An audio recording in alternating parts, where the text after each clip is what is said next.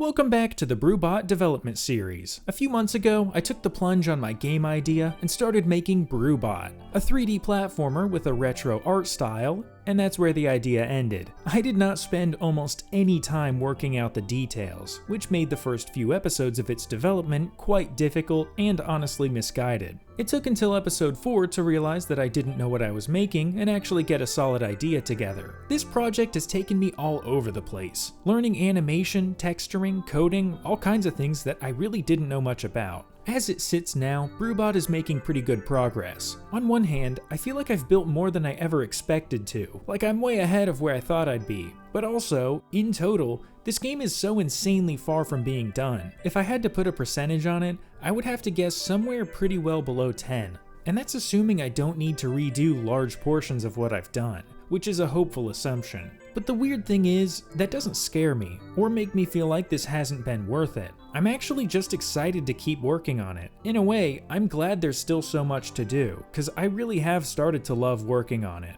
But that was not the case when I started. I was petrified of the idea of putting all those pieces together, and I want to take you through this journey so far. The first 10 episodes of the Brewbot development series, totaling about 5 months of development on Brewbot. Now I should mention right here at the beginning, for anyone following the series so far, I'm going to change things up a bit. The weekly format has been a lot of fun, but I'm going to need to spend more time on each video to have the series work the way that I want it to. I want to be able to explain interesting processes and mechanisms in more detail, and have that information reach people who don't already have knowledge in game development. And I can't do that while also making good progress on the game with weekly uploads. So I hope you guys are on board with that. Anyways, let's start going over everything we've done so far. I'm gonna come back in between episodes and let you know how current me feels about them. But other than that, this video is mostly a 3-hour long marathon of episodes. Maybe good second monitor material, or something to fall asleep to. Or if you're a complete deranged psychopath, you can sit here and watch it all.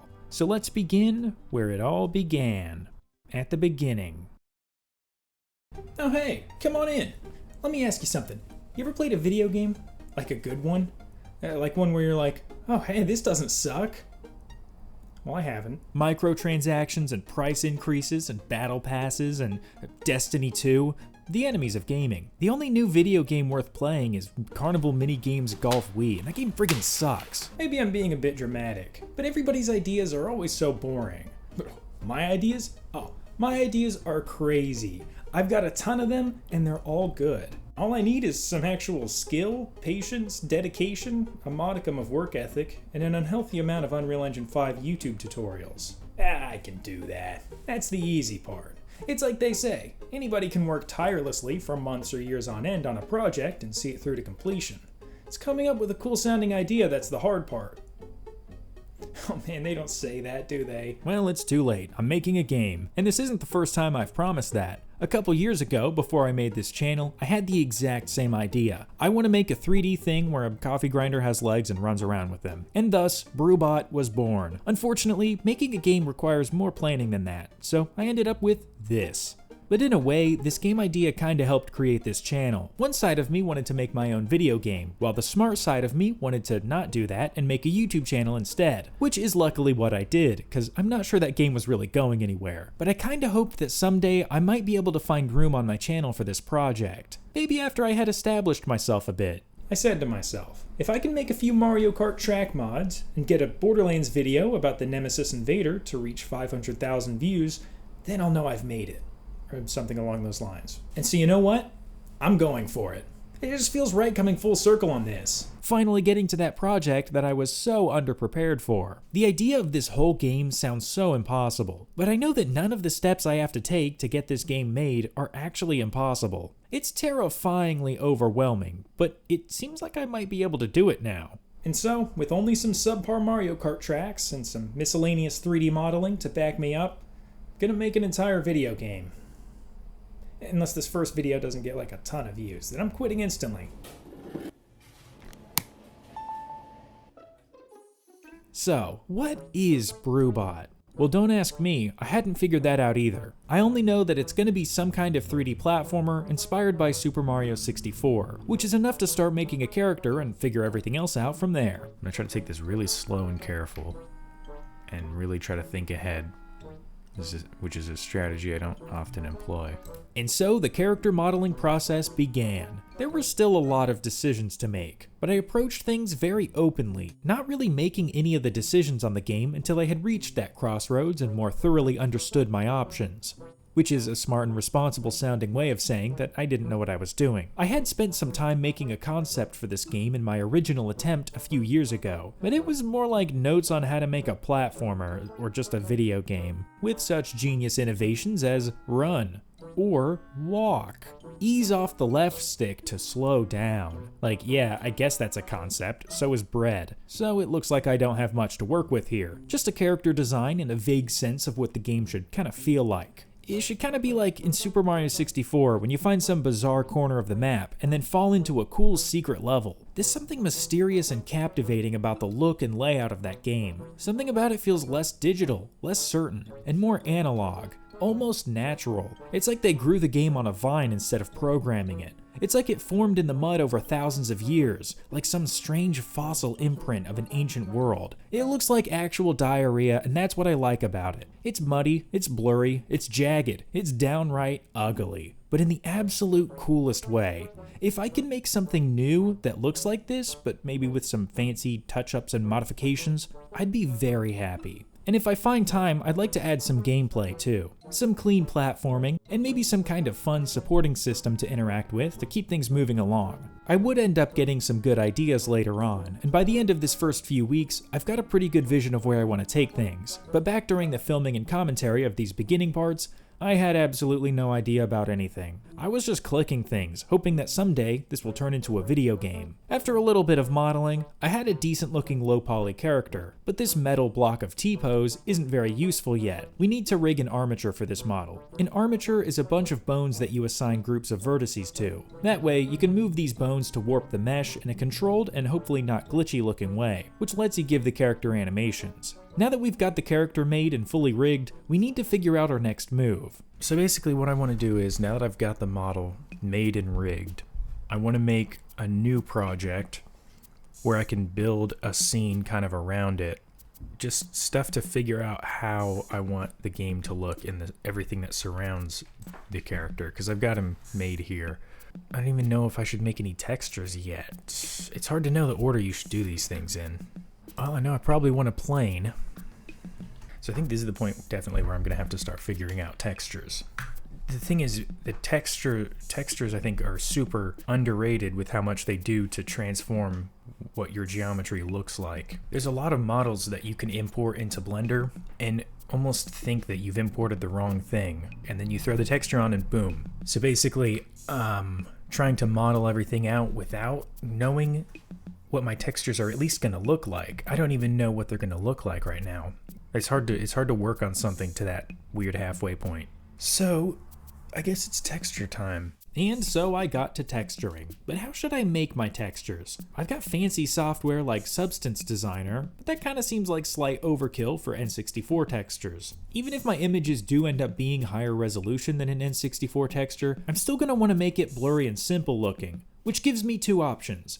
Create a high-res image and then compress it, or create the final texture at a small scale. Option 1 gives me more tools for generating textures without having to paint them by hand, but it also will take longer and introduce the uncertain variable of compression. Maybe some images won't look as good compressed as I thought they would. So to keep things simple and predictable, I'll sacrifice the easier pattern generation for a simpler workflow and use Sprite. Now I'm nowhere near an expert in this software, and I'm also pretty sure that it's for pixel art, not 3D model textures, so I'm gonna try it out and see how it goes. Now, I don't know how to do pixel art at all. I'm not good at that. 32 by 32, okay, so, how big are N64 textures? So grass texture we have 32 by 32. Yeah, so 32 by 32 is gonna be our dimensions here. I started by messing around with the spray paint tool, which was good for speckling in some random noise, and eventually wound up looking sort of like a grass texture. This is where we reach another fork in the road, because there are two types of low res, N64 and DS, blurry and crunchy. Crunchy textures generally look brighter and cooler, while blurry textures are dimmer and warmer. Now, is what I just said actually true? I don't think so, but it sounds true. I went with crunchy textures first, just to see how it would look, since it's really easy to just blur them later. I had to scale the textures up during export to keep the pixels sharp, so the pixel scale is 32 by 32, since that's what I painted it in, but the image itself is a few times larger. Still negligible in terms of file size though. I was able to make a pretty decent steel texture with the line tool. So far, Aseprite seems like it might be the right choice. I made another texture in a really similar way for his arms and legs. I want them to have that classic robot arm corrugated metal look, with bend points at the seams of the texture that I can line up with the bone segments. This is that thing I was talking about earlier, how if your texture synergizes well enough with your geometry, it almost changes the visual shape of your model, making it more convincing. After doing that, I started setting up our surrounding environment a little bit. The first thing I did was go over to the World Properties panel and set up an environment texture, which is an HDRI, or high dynamic range image, that lights your scene and appears in reflections. It's basically a 360 image with a really wide range of light data to create realistic lighting for your models. It's also going to be kind of distracting in the background, so let's set up a skybox around our scene. That's how you do a skybox, by the way. This sky, but back face culling shadow. Still not going to do anything because the back face is on the inside right now, so then you select everything, Alt-N, and then flip the normals. Then I just change the material to image texture and open up whatever image I want to use as a skybox. Now there's a whole lot wrong with this skybox. It's too small, it's too close, the image doesn't make sense as a skybox, it doesn't tile, but it'll have to do for now. The next thing I did was make a dirt texture. So far, I had been sticking with the crunchy textures since they just looked better than the blurry ones, but that was mostly because the grass texture just sucked. Because I tested a few Super Mario 64 textures out and realized that these blurry textures are the obvious choice for the muddy, mysterious look. So while making this dirt texture, I decided to mess with the blur tool, which looked really good. I wanted to try a hybrid look, so I put some sharp pixels on top of the muddy texture. Then I inset a face in the grass and put the dirt texture on it. This blurry dirt texture looks pretty good, so I tried blurring the grass texture as well. Let's just see. That's kind of cool. Doesn't tile well though. So I went back to Aseprite and fixed the tiling issue, which is where the edges of the texture don't blend well together and make the texture look like tiles instead of being seamless. Instead of just using blur, I tried blending them together with the jumble tool, which is when I discovered the power of the jumble tool. Oh wow, actually that's doing some cool stuff. Honestly, I was shocked at how well Aseprite was working for this. Sure, I had pretty much just generated noise, but in a really manual way that felt very flexible. I feel like I can pretty easily create simple patterns this way, and then use the jumble and blur tools to diffuse it out, and make it look like I actually spent a lot of time on it. So what I had now after jumbling was kind of a crunchy texture, so I blurred it one more time, and that gave me a really nice muddy texture. But something felt like it was missing. There's a visual element that I still want to use, and that's that pre-rendered look, like this awesome render of Metal Mario, with cool reflections and things that the N64 just wasn't capable of. One big difference between this render and N64 gameplay is the use of normal maps. That's why these tiles on the floor look so cool. They have a normal map applied to them that tells the lighting to treat the groove between the tiles as if it were an actual indent, as well as these erosion spots. Normal maps are magical little purple squares that make 2D look 3D. There are a few different types of these magic squares that achieve different effects. Basically, every modern game uses a combination of 2 or 3 of these maps to enhance their textures, but the N64 had nothing like this. That's why I think it could look really cool trying normal and maybe specular maps on N64 looking geometry and textures. It's 2 eras of technology that never quite coexisted, but we're trying to so badly with these awesome renders. So let's try that. Metallic textures are going to be the most noticeably affected by normal maps, since they're usually pretty shiny already. So let's start with the corrugated metal. I went over to Normal Map Online, which is a really great free tool for generating normal maps. Then I set up the normal map in the Blender shader editor by making a new image texture node with Shift A, then opening the normal map. I set the node to non-color, plugged it into the color slot on a normal map node, then I plugged it into the normal socket on the material, and you're good to go. But it doesn't look that good. I think it's just too sharp. It seems like it needs to be blurred a little bit, which you can luckily do on the website before saving it. So I updated the image and made sure it was set to non-color again. And... yeah, totally. Is that the secret then? is just low-res textures with normal maps. This is pretty exciting. I can super easily get some pretty cool textures made in Aseprite and then make them look even better with normal maps. And who knows what techniques or skills I might pick up in Aseprite that could improve things along the way. Already I felt more capable of making textures though, so I went ahead and remade the grass, and it looks miles better. Plus a normal map, this is getting closer and closer to what I had imagined. I remade the dirt texture too. Both the grass and dirt were on a 64x64 canvas this time, which helped the texture have a little bit more detail. Let's go ahead and add some kind of an object or a structure to this scene. Maybe like a block with a brick texture, like some old ruins. Now, a brick texture seems like a little bit more work than just pure noise, but I think we can do it. I started with a beige color and blurred on some brown noise. We have the rock pattern, but now we need the brick pattern, which I was able to make with the line tool. Then I can use the jumble tool at 10% opacity to slightly jitter the lines. And it looks like that made them too faint, so I can make them bold again by drawing darker lines over them and jumbling again. Okay, this actually looks like it might be pretty good. The next step is to unwrap this onto a cube, because I have the texture and I have the cube, but the cube doesn't know how to wear the texture, so I need to place the geometry over the texture in the UV editor. This brick texture is a pattern that's supposed to repeat, but we don't want the noise to tile, so I'll clean that up in Aseprite. Now I can line up the brick edges with the model edges to make it look nice and clean. I can also move the UV horizontally to get the corners lined up with the vertical edges. Oh, that's so good. I did not think that would look good. This brick texture is totally awesome. It totally works. And this is before the normal map. Go ahead and throw the brick texture in. Whoa! Let's see what this looks like. It's got some weird colors. I'm not sure about yellow on a normal map. Download. Save. Blender. Shader editor. Duplicate. Open. Brick 1. Weird clown texture. Non-color. Plug it into normal map. And... wow.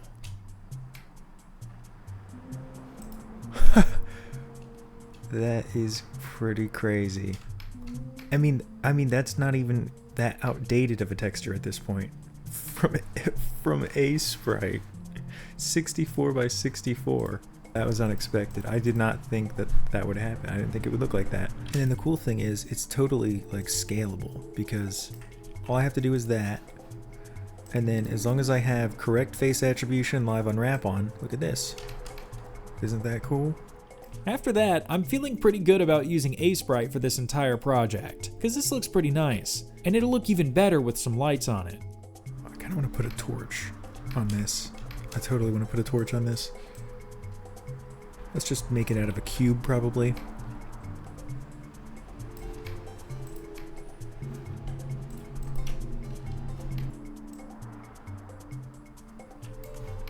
And then, you know, you'd have your little fire PNG there or whatever. I could even just go grab one as like a placeholder. Or I don't know.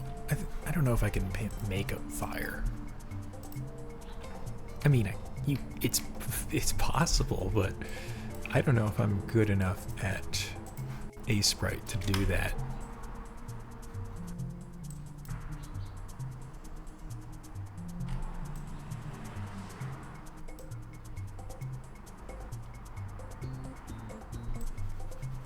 Doing this to it could be good.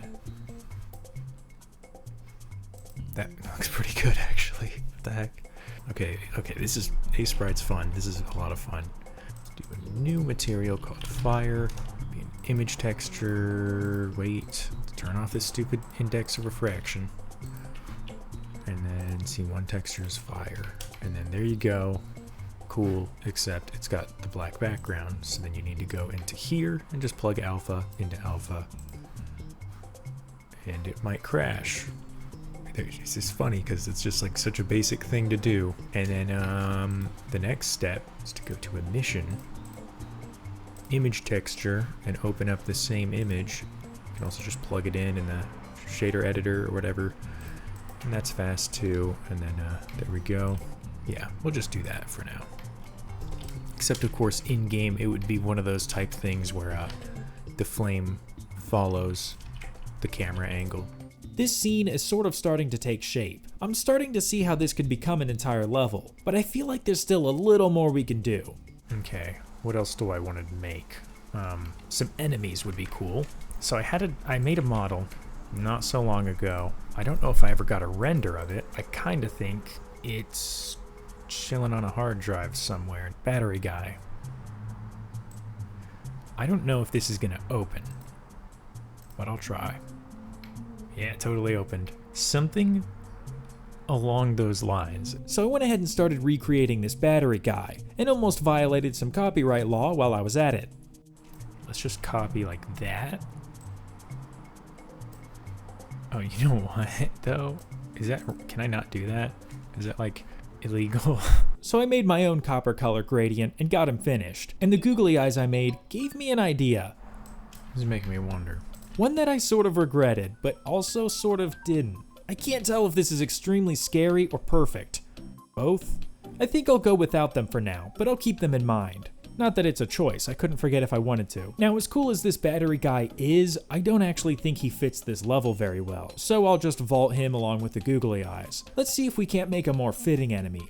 I'm thinking of some kind of moss ball with wooden legs and little antenna eyes poking out. I started with a low poly UV sphere and added some cube legs. I made a simple eye texture with the circle tool, and then moved on to a wood texture for the legs. I spray painted a few different shades of brown over the background color. Then I blurred it all. I did this a few times until it started looking like wood. Then I drew some thin, wavy lateral lines of different brown colors, and I blurred those as well, which immediately revealed a pretty decent looking wood grain texture. I fixed the tiling and put the texture on the legs.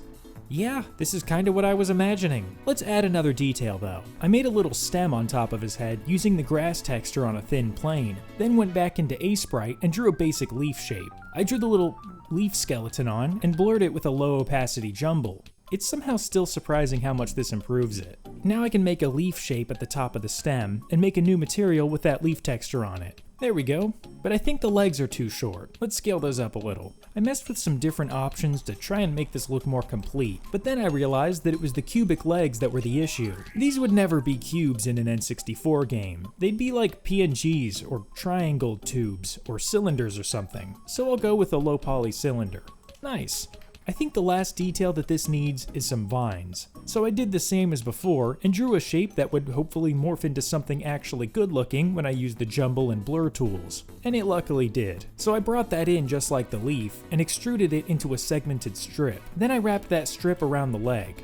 I like this because it kind of makes it feel like there's a suspension system holding this guy together. Then I just replaced the unvined leg with the vined one instead of vining the unvined one. And there we have it.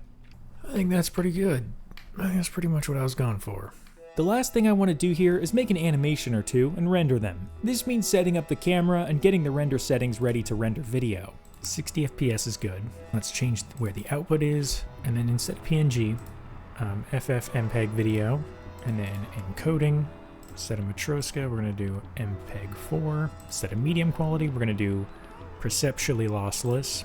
Now I can get the lighting together a little bit better. I put some of these vines up over top of the scene that'll hopefully create some interesting shadows that'll make you feel like you're in a dim forest with light peeking through the trees. And this seemed to work pretty well. I'd like to make an animation where the camera orbits around this guy, which is something that I've struggled to do before because of how keyframing the camera's position works, so I came up with a solution. You know what I'm going to do? This is going to be really weird, but let's set the cursor to this guy, and then I'm going to make a sphere. A circle? Okay. Do circles render? No? Okay, in that case, that's perfect. And I'm gonna like pretty much put it right at the center. And then I'm gonna parent the camera to the circle. So now, if I spin the circle, look at that. So now, I don't even need to keyframe the camera. I just need to keyframe the circle. This'll work perfectly. I wanted a pixelated look too, so I set the render resolution low, but that didn't really work. Oh man, it's just terrible. It's not crunchy looking, it's just microwaved looking. It's like completely compressed. After some research, I found a way to do this in the compositor menu.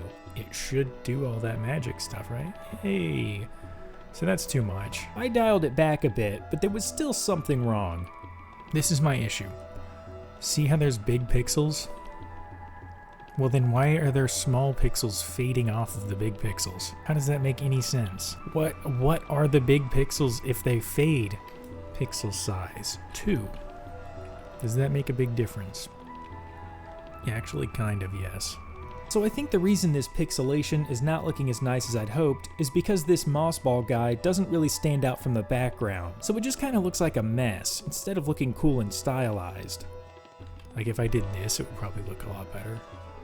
Yeah, like, okay, yeah, see, that looks awesome. So I changed the texture of the floor that he's standing on to hopefully help that a little bit. And it looks like it's time to rig an armature for this guy too. It's mostly simple, pretty much the same process as Brewbot's armature, but this time I wanted to try and learn some tools that might speed things up, like symmetrizing the bones from one side to the other. It just does absolutely nothing. These buttons work for other people. And this is why I don't try new things in Blender. Symmetrize, symmetrize, symmetrize, symmetrize, symmetrize, symmetrize, symmetrize, symmetrize, symmetrize, symmetrize. What is it even pretending to do? It does nothing. No, it doesn't act weird. It doesn't act like anything. Okay, so I need to follow the naming convention then? Shoulder dot L. Leg dot L. In theory, it just now worked. I mean, no, basically. Symmetrize. What is this? I'm just duplicating them and then mirroring them on Y and then adjusting them. Now that we've rigged him, we can start the weight painting. This is where you tell each bone how it will control the mesh. Red means full weight and blue is no weight. Sounds simple, and it is, but it's also super tedious and frustrating, but it eventually did get done. Yeah, that's pretty good. That's pretty good. So we got the legs working more or less. Leg, left one. Oh man, that's totally his right leg. Man, this is gonna suck. Can I flip them? Flip names. Yeah, that worked. Other leg, it's gonna be the same. It's gonna be kind of boring doing this all again. Can I mirror the weight painting after the fact? Okay. Never mind. I just have to do that. Watch this. Click. Click once. Oh, now it's that much. Now it's that much. Is it based on how close I got to the vertex? Oh, now it's only that much, so I have to click it again. Not enough still. Click it again.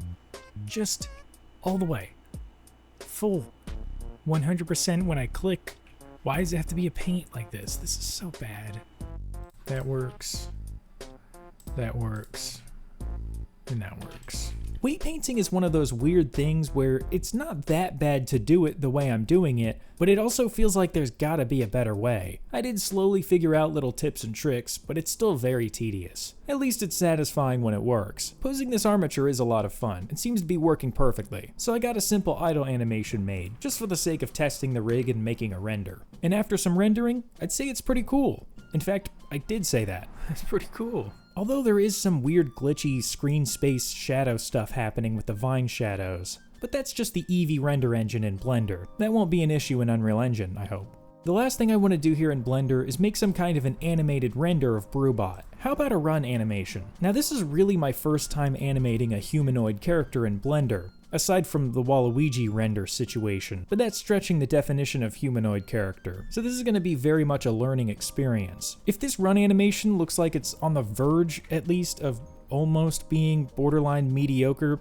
that'll be cause for celebration. After a lot of guesswork and adjustments, I had an animation that I was ready to render. But I don't want to render him in front of this weird corporate building next to an oceanfront scene that I'm using as an HDRI, so let's make a skybox. So I got this image of a corporate building next to the ocean and tried making it a little more skyboxy. In my first skybox attempt earlier, I used an image that was absolutely the wrong aspect ratio. And this image is too, actually. Which is why I'm doubling the width of the canvas and duplicating the image next to itself. itself. Then I can use the AI generative fill to blend the two halves together, and I can use the offset filter to expose the seam between the left and right edges and generative fill over that too. Now I don't plan on AI generating anything for my finished game, but this is a really nifty way to turn a square image you like into a rectangle that's more skybox worthy, which I can at least use as reference when making an actual in-game skybox. I experimented with it a little bit and ended up sort of just using this skybox as a night sky background. I also adjusted the HDRI and sun to fit this new moonlit scene.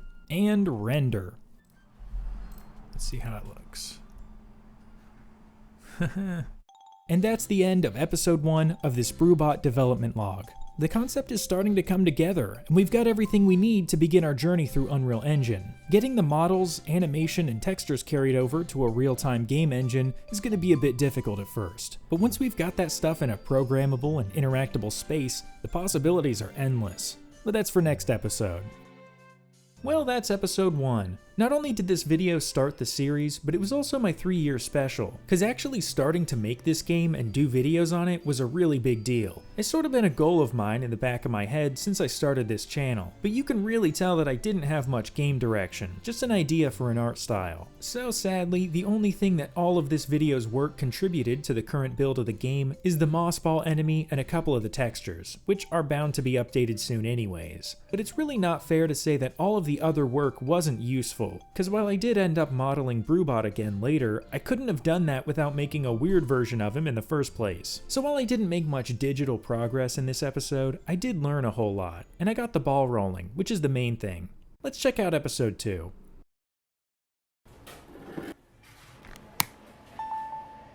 Welcome back to the BrewBot development series. Last episode, or first episode, we got our BrewBot character modeled and made an armature for him. We figured out how to make decent looking textures in Sprite and created a moss ball enemy to inhabit this theoretical first level. And at the end, we got a couple animations rendered.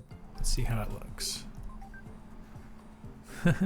Which means we now have everything we need to move on to the next big step.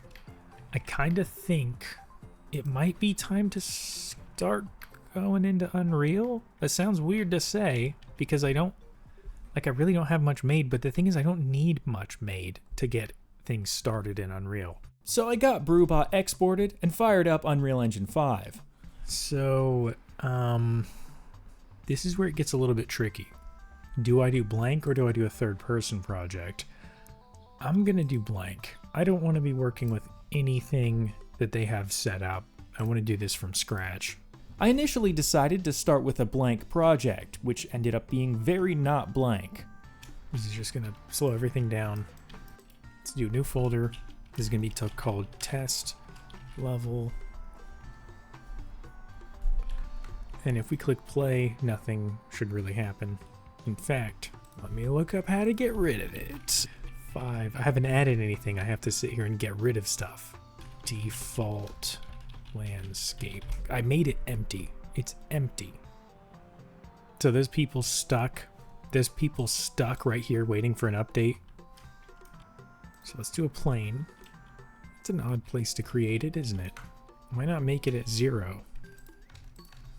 This is called an empty project, and it's full to the brim with weird stuff. And then you click play, and it's like, oh yeah, don't forget about these. Every game has these. Well, that's enough of the blank project. This time, I just went with the third-person preset, which will give us a few things to work with and less undeletable mountains. We'll remake it again, this time in the third-person preset project. So this is gonna have like a default character that has like a run and a jump. And I think that's it. Let's make a new folder here. I guess I'll just get into this and give it a go. Can I now uncheck these? What's the point of a check mark if you can't uncheck it? Whatever. So it's trying. There it goes. So, I'm not sure. I guess I'd bring this in if I just wanted to see the skeletal mesh. Oh wow, okay, I got the normals backwards on the legs, I guess. And this arm, yeah. You know what though? Oh my gosh, the emission? It totally read the blender material. Because this is just a blender material. There's no texture. and then it made an Unreal material. Like if I open this is going to be an Unreal material with emission setup, isn't it? Select this, and actually all we have to do is view face orientation, and now we can see those are red. Alt-N, flip, and there we go. Now that I had fixed that, I had to re-import the model, which was a little bit of a pain. Unreal Engine doesn't really like when you delete things, since there are usually other things that rely on those things not being deleted. But Unreal Engine is just gonna have to grow up, because I'm deleting that crap with no remorse. Import. Yeah, and you can see actually, if I open this animation sequence, look at it. It is so slow. And then also if I just bring out the guy, you can see his legs are not invisible anymore, which is nice. Now that I had his limbs visible, I messed with the materials and made them more metallic and plugged in their normal maps. Save this up and check it out. Yeah, that's totally a normal map on there. Let's go to the third person section. These are all the default things. Blueprint, third person character. This is what spawns in when you play.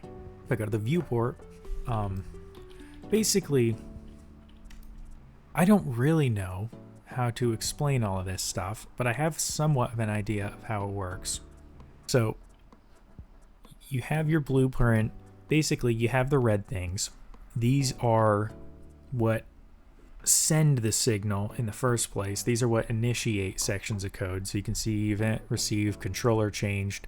So if you have like event, begin, play, that's like a really common one. That's just as soon as you click play, as soon as the game starts, this little triangle will fire. Compared to C++, this is better to look at for a video. And for me, I don't know how to, I can't just type stuff on a magic sheet of paper without accidentally adding the wrong, oh, that you're supposed to use a, that's not a apostrophe, that's a single quotation mark. That's actually, that's an exponented comma, actually. But yeah, this is basically where we're gonna do all the programming and stuff. You can make variables and like, you know, you can make like a Boolean, which is a yes or no, true or false, on and off. You can make a dang byte. It'll be fun. A lot funner than just being in C++. Like what are you gonna do? Like in C++, if you don't know the name of something, what, you just guess? In this, you have like a thing, you have sections, you can at least experiment and try things out. It seems so much more user-friendly. Users like me friendly that can't handle numbers and letters. Where was I? Okay, viewport. You see we have like a idle animation going here and all this stuff. That's all gonna go away very soon because I'm gonna switch this skeletal mesh. Are these just different versions of the mannequin? But they'll all work with these animations fine. Like this is the old Unreal mannequin. It'll probably work fine. And then we got this. There's like new things you didn't think would go wrong, going wrong every time they have a chance to. So basically, this guy's rotated 90 degrees off from where he should be, and he's about probably 10 times bigger than he should be. Here, I can be like, oh, well, let's just rotate him this way to 360. And actually, I should do this so that I can get an idea of the scale. Like, is 0.1... Yes. So like 0.1, it's good I checked this because that's too small. So like 0.2 maybe. Yeah, 0.2 is about right. So let's undo all this. It's actually negative 90. 0.2. Yeah, sure. Oh, great. Skeletal mesh has no skeleton. Well, tough luck. I think I didn't have it selected right. Yeah, there's the skeleton. So let's open back to blueprints. Let's open the character again. Now skeletal mesh has been cleared. We can switch to here, and that's just about perfect. Compile and save. Anim class ABP. So I'm gonna need to make one of those for this guy. Let's see what happens when we click play. Yes. It's basically done. This is like honestly further than I made it before. So first thing, he's too high up. Let's try that. Yeah, just about, maybe just a little bit up. Minus 85, maybe like that. Yeah, that's good. Yeah, okay. This is making me more excited to keep working on this, believe it or not. Believe it or not. Like, basically, I need to get to the point that I can jump around with some animations before I can even start thinking about certain gameplay things. Because if I'm being entirely honest, I don't have the gameplay figured out that well. I know I want it to be a platformer, but then I keep getting these ideas about like what's going to accent the platforming. And then like, I think I'm probably just trying to make it too complicated. I'm trying to add too many other things. That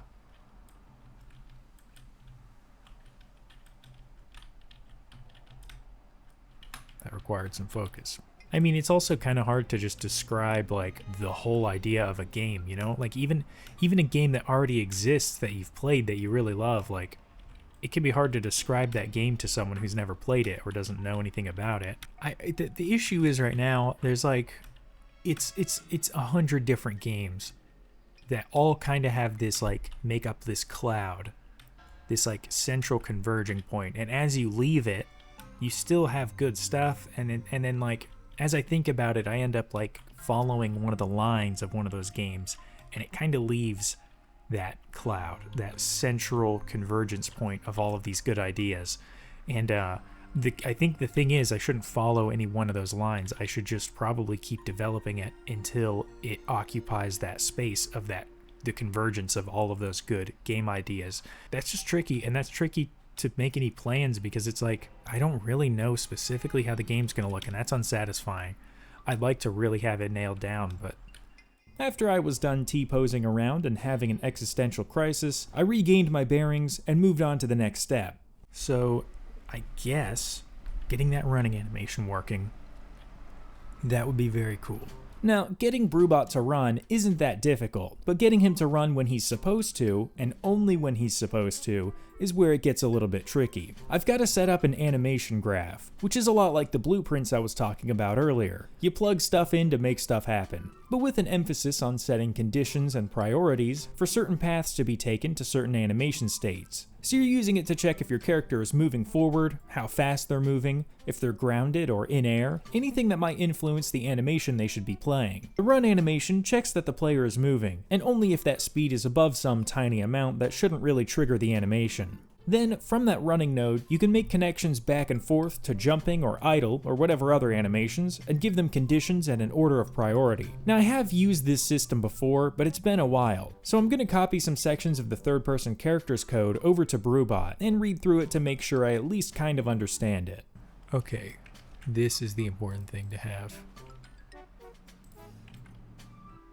Really, it's going to be like giving it the info it needs, which is should move.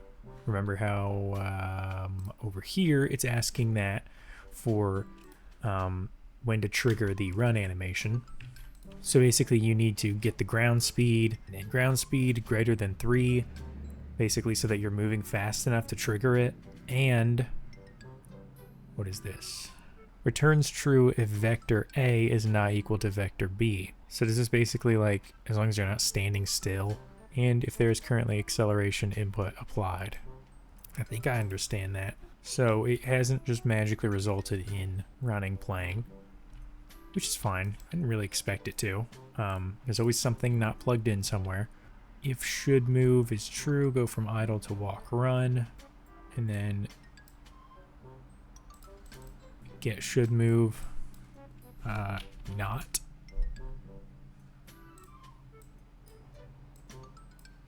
Then it'll go back. Oh, I didn't plug it in to the results. Okay, now it's actually going. Oh my goodness. Did you just see that? And see that, how Unreal has those like nice transitions? How it doesn't, when I stop it doesn't snap to the T-pose, it like glides to it. That is so cool. Okay, I look at the little metal coffee thing on his head. I now officially feel like I can get things from Blender and properly bring them into Unreal Engine. So what's missing here? What's missing is, well, a jump animation and a landing animation. Those are both two different things. And the thing that happens between those animations, which is a falling animation. You can also see that not being a thing right here. The first one I'm going to make is probably an idle animation, so he doesn't do this. So I went back over to Blender and got to work on an idle animation, bone by bone. Last episode, some of you guys pointed out how garbage this rig is, and how it's not even a rig, because that's apparently what it's called when your skeleton isn't just a nightmare of individual bones that you have to hand animate. But this footage was filmed over a month ago, so it'll take until after episode 3 for me to start implementing you guys' feedback. Well, back to dealing with this terrible armature. Take it away, past me. Yeah, his legs aren't on right. I can delete these again. And then this one is all good. No, it's not. No, it is not. There we go. Okay, so walk run is like this. Idle is just nothing. So, idle play, idle animation. Compile. Look at that. Now, I bet we're all good. Yeah, look at that. Cool. That was very easy and very quick. And he's not really floating. Not at all. This is probably a good time to bring up another concern I saw some of you mention last episode, which is Unreal Engine, specifically using it for a game with an N64 look. Because while it is possible to dumb down Unreal Engine's graphics to avoid the generic pseudo-realistic ray tracing look, it's still going to come with a good bit of overhead that's pretty much unavoidable. Because Unreal Engine is for games that look super pretty and have a bunch of particle effects and stuff. It's for games that already demand a lot of processing power, and it's probably really efficient for those games, but using it for a game that shouldn't take much processing power at all is going to give the game a whole bunch of extra luggage that it really doesn't need. Some of you guys have recommended I use Godot or Godot or whatever, since it's much more clean and doesn't have a ton of modules and systems that I don't need. But the scary thing about it is, I'd have to abandon the blueprint system and learn how to use an actual coding language. It's a decision I'll have to make in the near future, but for these first 3 episodes, I'll be using Unreal Engine. Anyways, as you can see, I had now gotten the Blender scene set up in Unreal Engine. But man, if I press play, okay, so that's not right. Use simple collision as complex, or use complex collision as simple. There. Okay, that's all I wanted, except now I actually want this weird stuff to not be there. Re-import. Okay. Much better. Very cool. Yeah. This is, like, pretty close to how it actually looked in Blender. Okay. Cool. So, got an idle animation, got a running animation. We need a couple more. We need jump and land and in air. Probably the best to do is jump first. Let's go ahead and go into pose mode. Because you have to remember, the landing part is not in this, and the in-air part is not in this, just the leaving the ground, to the point that I can start doing an in-air animation. So, the guy's got to go down to then spring up, and that's the animation. The spring down part should be really brief. So I can just do like this. Let's say I want to move up by that much. I can just move his legs down to the ground. And then when he gets to height, I can just make him pull his legs back up. Oh, okay, let's give it a try. So by frame 10,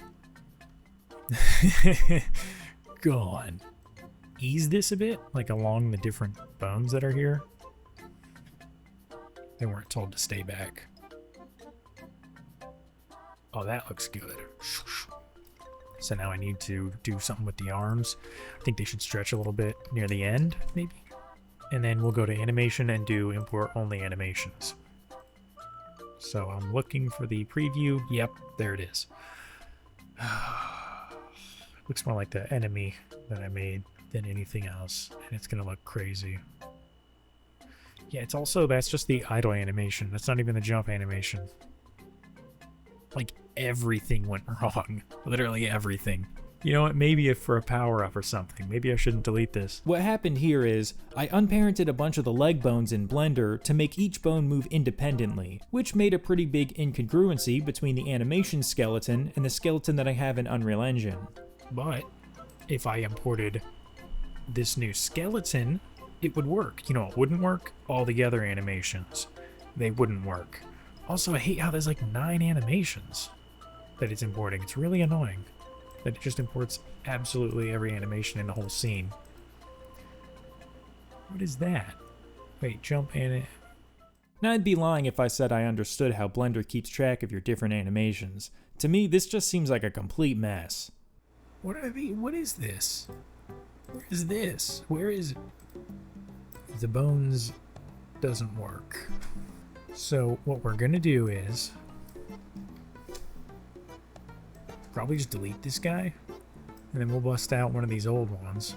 Do the old Shift D, slide him over, do the old H, whoops, the old H, and then the old rename with F2 to Brewbot jump.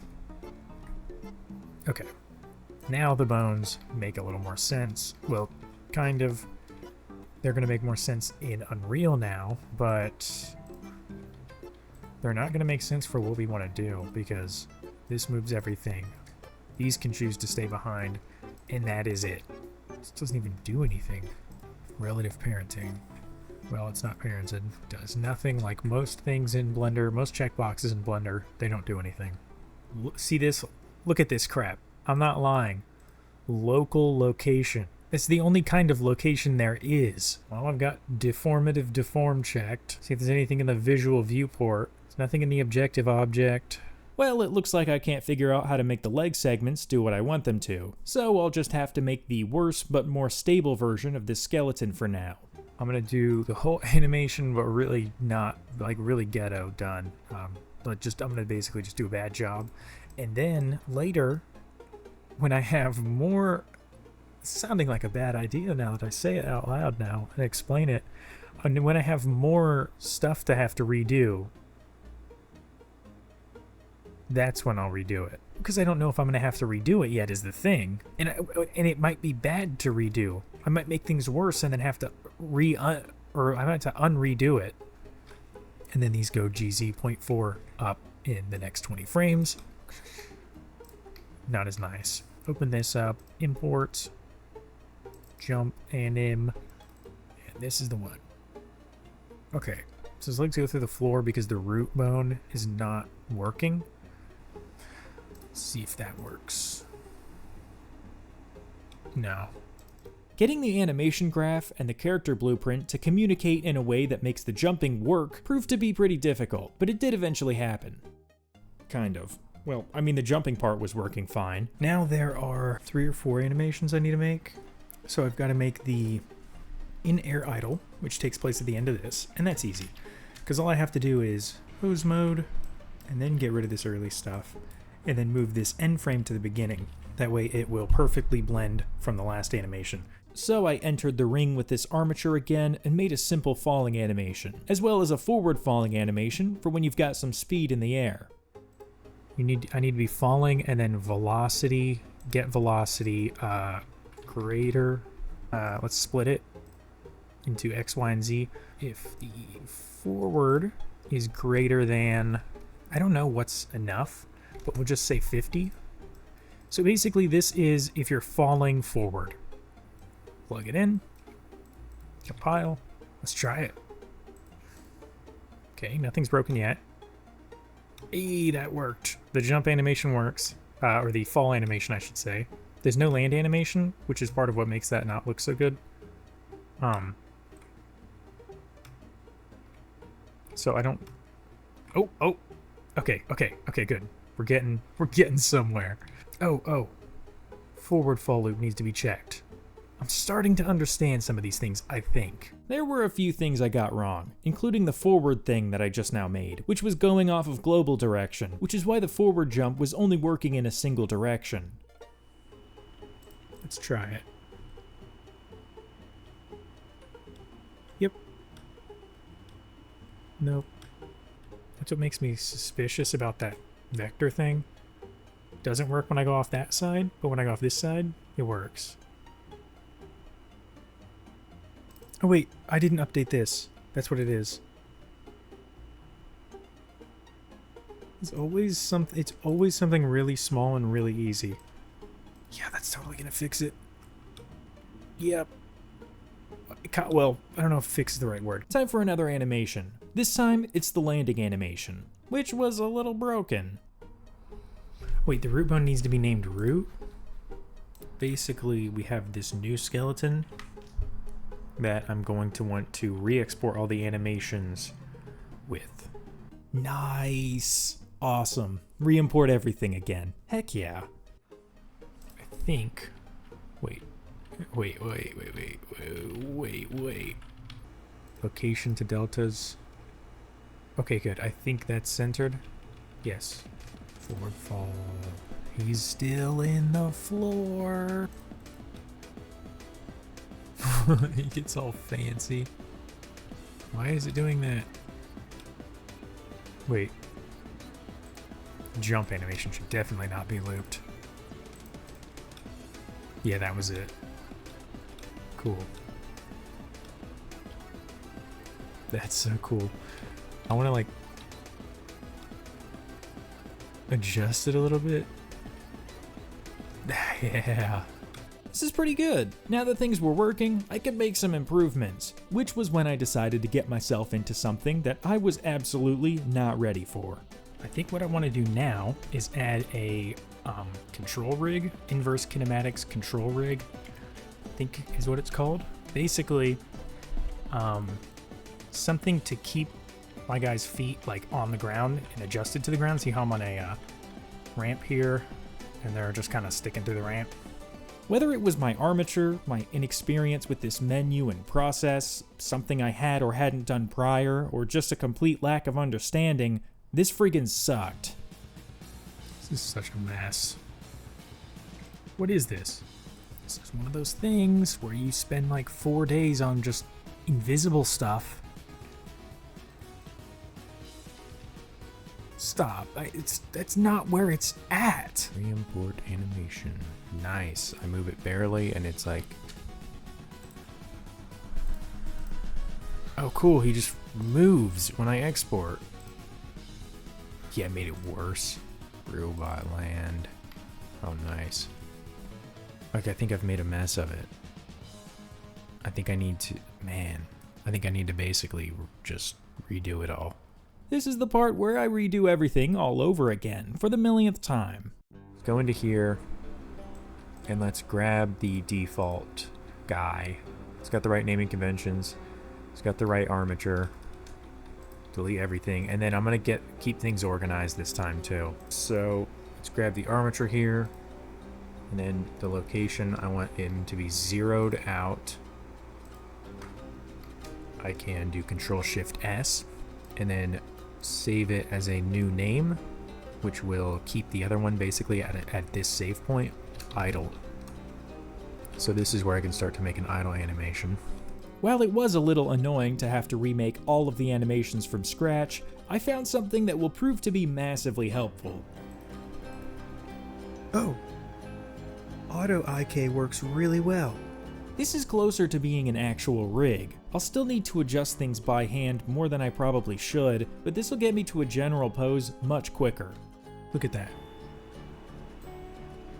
You can do like Adventure Time stuff now.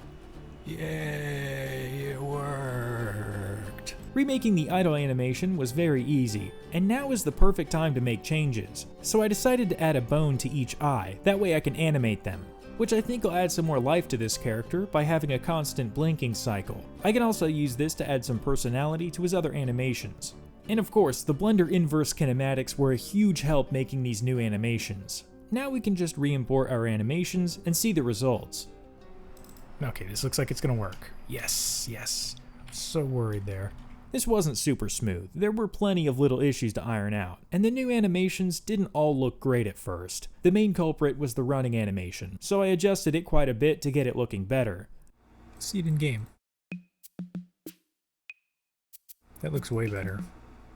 These are certainly not the final animations that will be in the finished game. They're more like placeholders, like stepping stones to gain experience and move the project along. Cause while I don't need good looking animations to get the movement figured out, I do need animations that at least represent what they're going to look like. That way I can at least get them programmed and then just replace the animations themselves later. It's also just easier and funner to work on this when it looks more like a video game. So I'll do what I can now to get it closer to that, even though I will have to redo things later.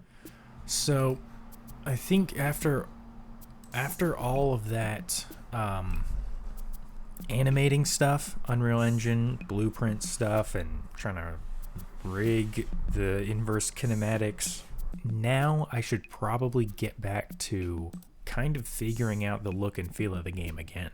I was pretty happy about how the animations are looking in Unreal, but I feel like I've gotten too wrapped up in that and forgot to develop the feeling of this level and the overall game. So I made a minor adjustment to the edge of the map and headed back into Unreal. Well, cause I realized the only thing missing from my Unreal Engine version of this Blender scene was our moss ball enemy, and adding him should just be more of what I've already done, like crashing Unreal Engine. Okay.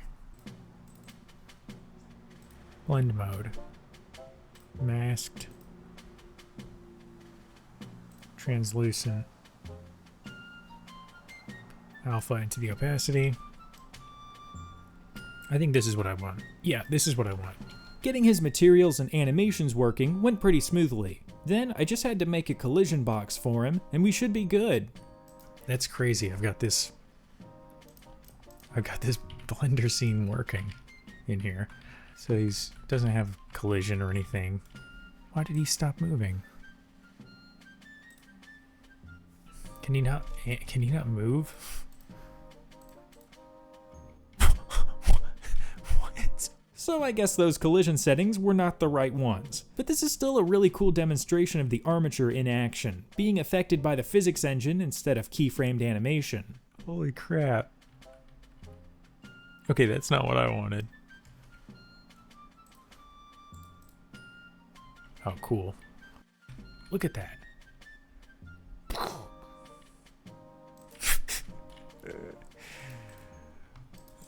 That's awesome.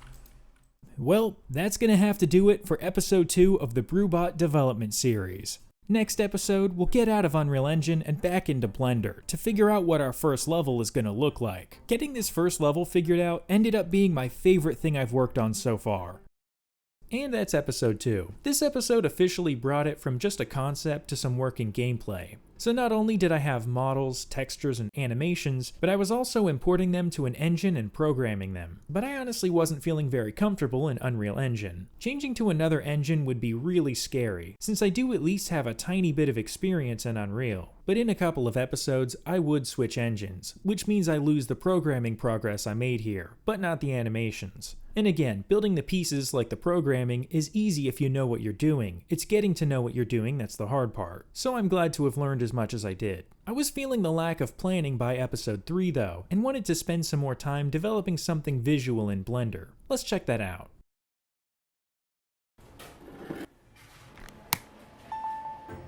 Last episode, we got our character into Unreal Engine and made some animations for him. There were glitches aplenty and lots of redoing stuff, but the results were pretty good. We discovered inverse kinematics in Blender, well, I discovered them, while those of you who already knew patiently waited for that revelation to take place. And by the end, we had some animations that responded to inputs and conditions, and a skeleton that was slightly more useful. But all of this Unreal Engineering has been pretty slow moving, and has proved to be quite the headache. I think it's about time we get back into Blender. So I think I should probably do more of this kind of stuff. I know I just said that and then kind of like looked around in Blender for a second and then just didn't keep doing concept stuff. I don't even know why that happened, but I did do that. So, because the thing is right now, if you imagine a shape kind of like this,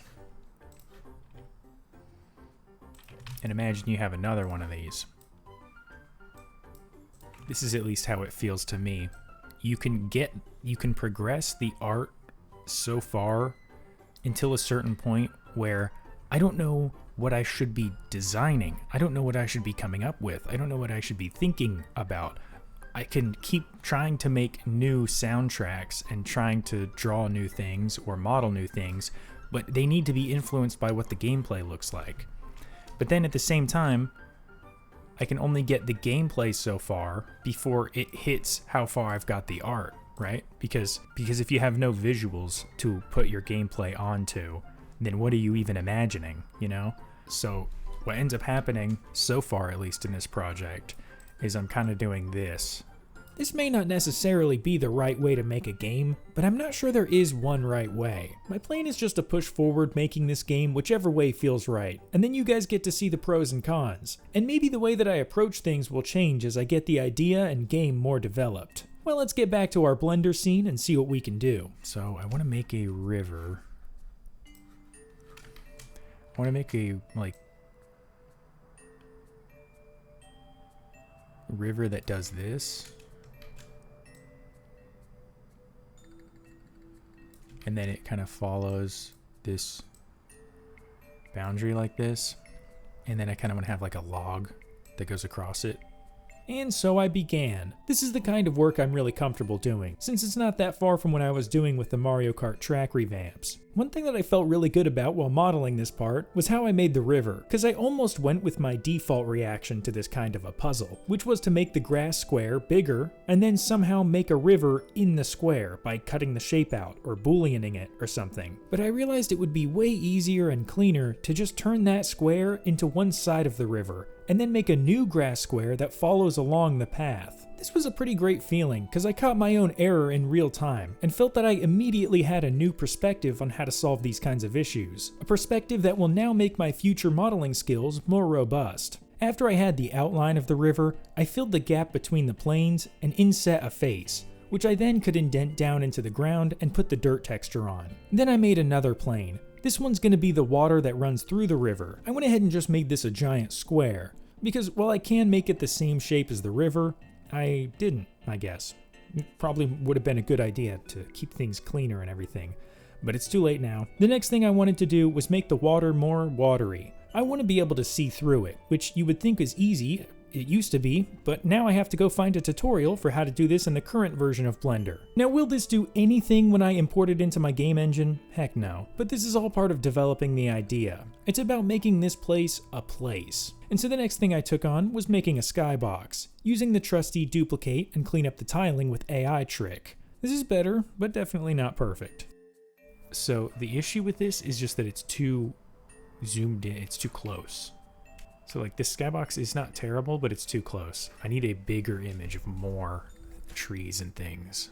Well, there's not a whole lot I can do about that right now, so let's just hide the skybox and continue working on this level. I went ahead and made a log that crosses the river and put some cubes around it. Cool. Okay, let's try to fix that skybox. I tried a kind of weird technique that actually had some cool results. I basically keyed out the sky on the skybox image in Photoshop, and then made another skybox around that one and gave it a basic gradient sky material. Then I made the outer skybox allow light to pass straight through from the sun, while the tree layer blocks light, creating shadows. This way, the light from the sun is actually coming in through the trees. I don't know if this is something I'll use in-engine, but it's giving me some decent results here in Blender. And that got me thinking more on the lighting. So I set up a couple of spots over the log, and after grabbing a render, I think we're getting somewhere. Alright, what's next? So I think instead of like brown dirt here, I kind of want a yellow sand. This should be pretty easy, and honestly, it was probably just an excuse to use Sprite again, but unfortunately, it looked pretty terrible once it was done, which actually doesn't really have anything to do with how terrible the texture itself looks. It's really just the color. We had a nice natural brown and green thing going on, and this whitish yellow is just entirely wrong. So I'll probably just stick with the dirt for now. But that's no fair. I want to make a new texture still, so let's make something to go on the ends of this log. I wanted to create a layered ring pattern, so I just placed a bunch of circles one on top of the other until I had reached the center. Okay, I see that'll work. Looks pretty cool. Now I can unwrap those ends and go generate a normal map. Holy crap. Next, I want to add some kind of hill or cave or something over here, so I modeled a shape up out of the ground and cut a hole in the front with the knife tool, which is Ctrl K. Then I used E to extrude the face back to create a tunnel, and I used some of the brick pieces to create a little pile of ruins. I added some more lighting and extended the terrain a little bit off to the right. This is pretty good, but I want to make some smaller details now. You know what, let's design some foliage or something, some surrounding details. That's kind of what I want to do. I drew a leaf in A Sprite and unwrapped it onto a thin plane that I loop cut and turned into a V shape, but honestly, I'm not really sure what I should do with this plant. So I headed into NoClip to look at some Dark Souls 1 foliage that caught my eye not too long ago. I think it was more in the Undead Parish side of the map, which is... Okay, I'm just going to take the way that I got there, because I don't know specifically where it's at. That goes to the shortcut. You kind of go around here. There's a guy with a spear right here. Yeah, this foliage is pretty cool. Like those things, I like those things. Those are cool. So I headed back into Blender and decided to just use these leaves I made on the log. I modeled a patch of moss out of a cube with the grass texture, where I had some of the leaves sticking out. And to make the moss blend in better, I added some green moss lines and speckles to a new version of the wood texture. And I think this looks slightly better. So before we get too wrapped up in all the little details, let's take a step back and make sure we know what all should end up in this level. So what else do I want as a feature in this level? So I still like a lot of these ideas. I still want to do some of these. Like, I think my current idea for a first level is not that far off from this. So to make things clear, this is not necessarily the layout of level 1. This is me messing around with things and trying to make a level so I can basically start to form something that I can base level 1 off of. It might be heavily influenced by the way that this ends up looking and features of this. It might end up almost just straight up being what I end up making, just a more refined version of it, or it could end up being nothing like this and just kind of taking certain features and aspects. This is still getting me to make things like this moss texture, like the leaf texture, so that I can have the building blocks I need to make a level. So what else do we want to do? This would be a good spot for sort of like a labyrinth of these ruins. So, ruins it is. I had the idea for a labyrinth at first, but sort of changed it into something more open. So this could kind of be like a little platforming playground or gauntlet almost. A lot of different shapes, maybe like a really tall tower. So okay, so these are some fun pieces we can work with. We can even make some more pieces. So let's make... How do I want to make this? I almost want to make it out of a plane. So it's going to be like a pyramid, but it's going to be a prism. Is that what it's called if it's a pyramid with 4 faces? Or is a pyramid also a prism? I don't know what a prism is. Okay, so let's move the cursor to selected. That'll move the cursor to this plane. So I'm just going to I'm just going to extrude a point off of this, extrude a point off of this, extrude a point off of this, and you have to click to place it. And where these points end up doesn't really matter because they're all going to end up in the same place. So the first thing I'm going to do is selection to cursor. It's going to put it right there, but then I'm going to do like GZ1, maybe like 2. So now I'm going to put the cursor to that point, which is just the center of this object, but 2 units up. Then I can do Shift S selection to cursor, Shift S selection to cursor, selection to cursor. And now we have almost a prism thing. So then I can shift click, select all the edges, and click F to fill the edges with a face. Careful not to select random crap. And there we go. And then I'm gonna wanna kind of double check the face orientation to make sure nothing's inside out. And as you can see, I think the entire thing is inside out. So I'm just gonna press A in edit mode to select everything, and then Alt N and flip. And there we go, it's not inside out. Okay, and then I'm actually gonna lower this down a bit. Oh, okay. No, it's not done. You can go into X-ray mode and select all of these at the top, make sure they're all selected. Or you can even just press A. You don't need to go into X-ray mode. And then press M, which will merge them and do by distance. And if it says removed 3 vertices or however many vertices, then you should be good. And these are now all 1 vertex. So it was probably a way to just make one of these. If you generated maybe a cone with only 4 vertices. Yeah, see, That's the other way to do it, which takes about 0 seconds, and it's not inside out, and this is one vertex, so yeah, but it was funner to make it out of a plane, so screw you. Now let's throw on the brick material, and I'm gonna have to fix that, I guess. Okay, yep, and now it's unwrapped pretty well. It's a little bit weird. Uh-oh. Yeah, I'm fine with that. So that's another piece we have now. So let's say you need to get over here. Well, then maybe it's like this. Maybe it's like this.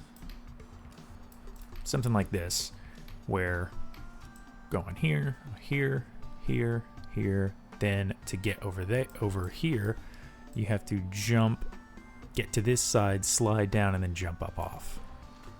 I think it would be pretty cool to have something like this that really just like snakes around and goes really far, you know, where it's almost like a full kind of level. It's like a full obstacle course.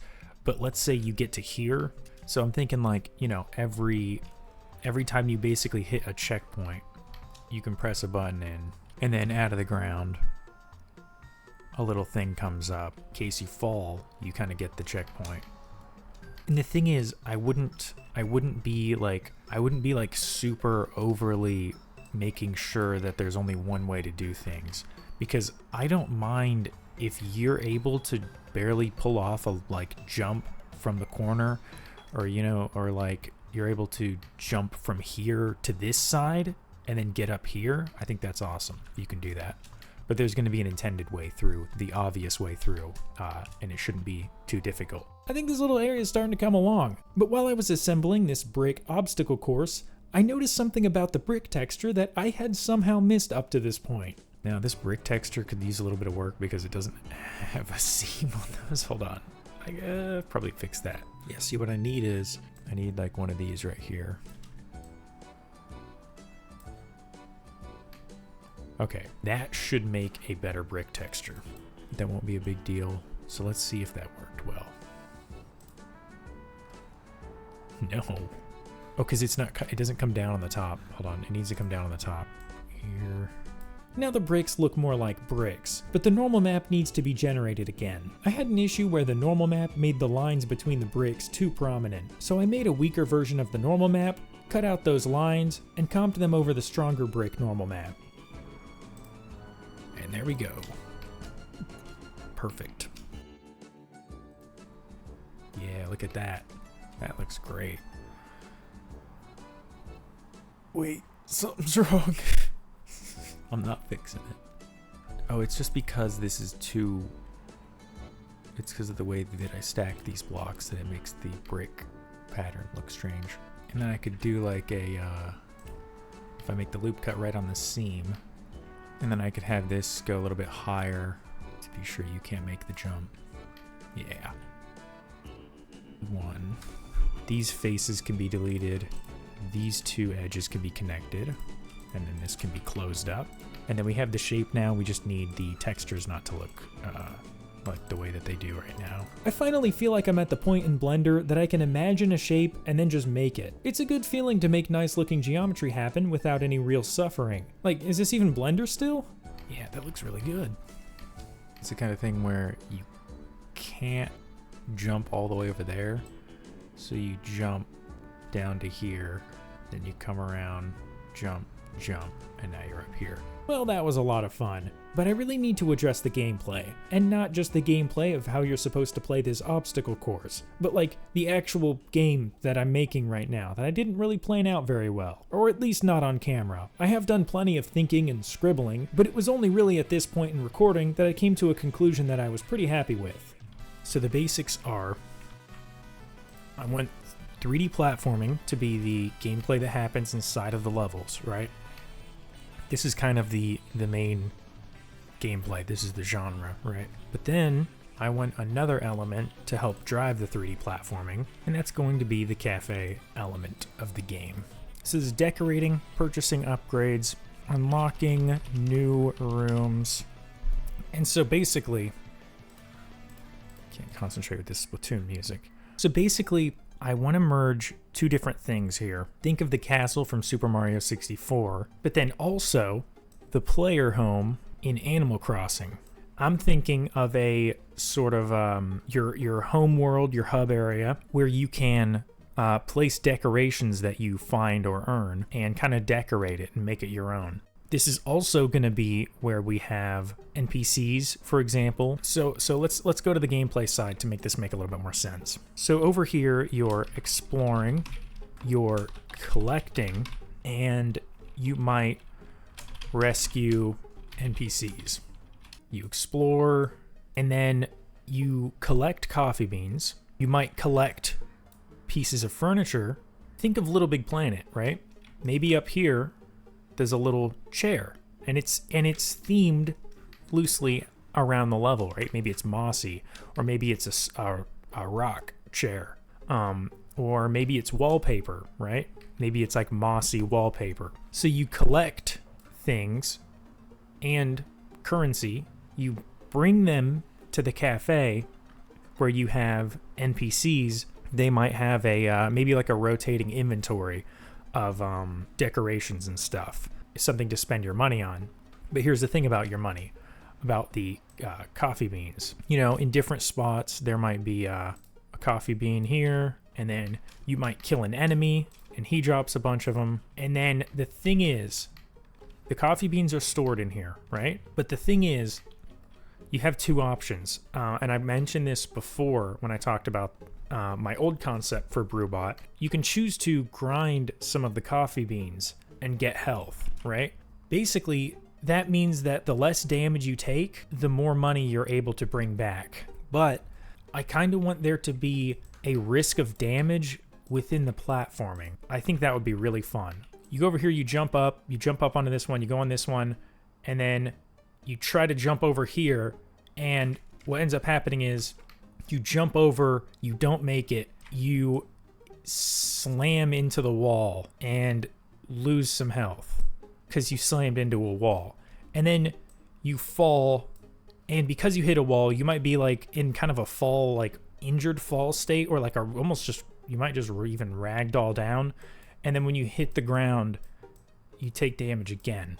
And I'll probably experiment with it and see if it's just like, okay, this sucks, this is terrible. But I like the idea of it, and I definitely want to try it because it gives a risk to platforming without there being, for example, lava on the ground. But yeah, I'd like to unlock new rooms, honestly, mostly for the purpose of having more space to decorate.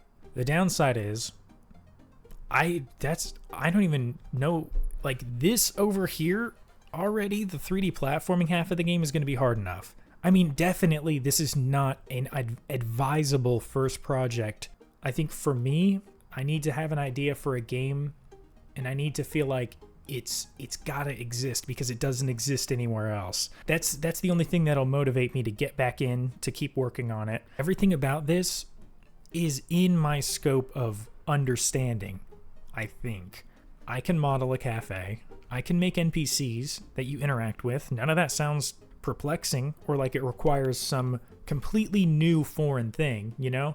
Like if I made this game multiplayer, that's something that's just completely different. That's like scary to even think about. Like my brain can't even go there. It basically, everything here sounds learnable to me, very learnable. But I think this is what I need to do with the 3D platforming, is have your hub area where you launch into different levels and have it kind of slowly upgrading or whatever. Not in any major impactful way, but mostly just for fun. This version of the game that I'm presenting is kind of the optimistic version. There are likely to be at least one or two of these things that turn out not to be so feasible, or just not good ideas. But this is way better than being completely aimless. Now I can at least start to imagine how this game will play as I work on things. There's not much more I can do here without planning the level out a little bit better, so let's get the annotation tool out and start scribbling. I'd kind of like a valley right here that goes down somewhere, and maybe like down around here. The river could go up around here, like up. Some like ledges that have like ruins on them, and there's like, there's like ways to get up to each platform or whatever. But yeah, I would like some very large levels. Probably looking at the character, this is probably about the right size for a level. Kind of almost like the size of a Pikmin level. Yeah, honestly, it was not hard to make this little patch. This was pretty easy to make. So a big part of the exploration is I want to have some secrets, and of course, unlock things and earn things for completing them. And I think the secrets are the kinds of things that I will not show the answers to in these videos. I want to have some of them be really well buried and really well hidden and just fun, and just add like a layer of mystery. I think that's a big thing that holds up Super Mario 64's gameplay and makes the exploration so fun. So if you think of it this way, I think having all of those secrets and all of that mystery, imagine it as a vignette around the possibilities of the game, right? What you actually believe might be able to happen within your own exploring. The more mystery and the more secrets and the more hidden things to find that there are, the more it kind of blurs the vignette around what's possible or what you imagine is possible in the game.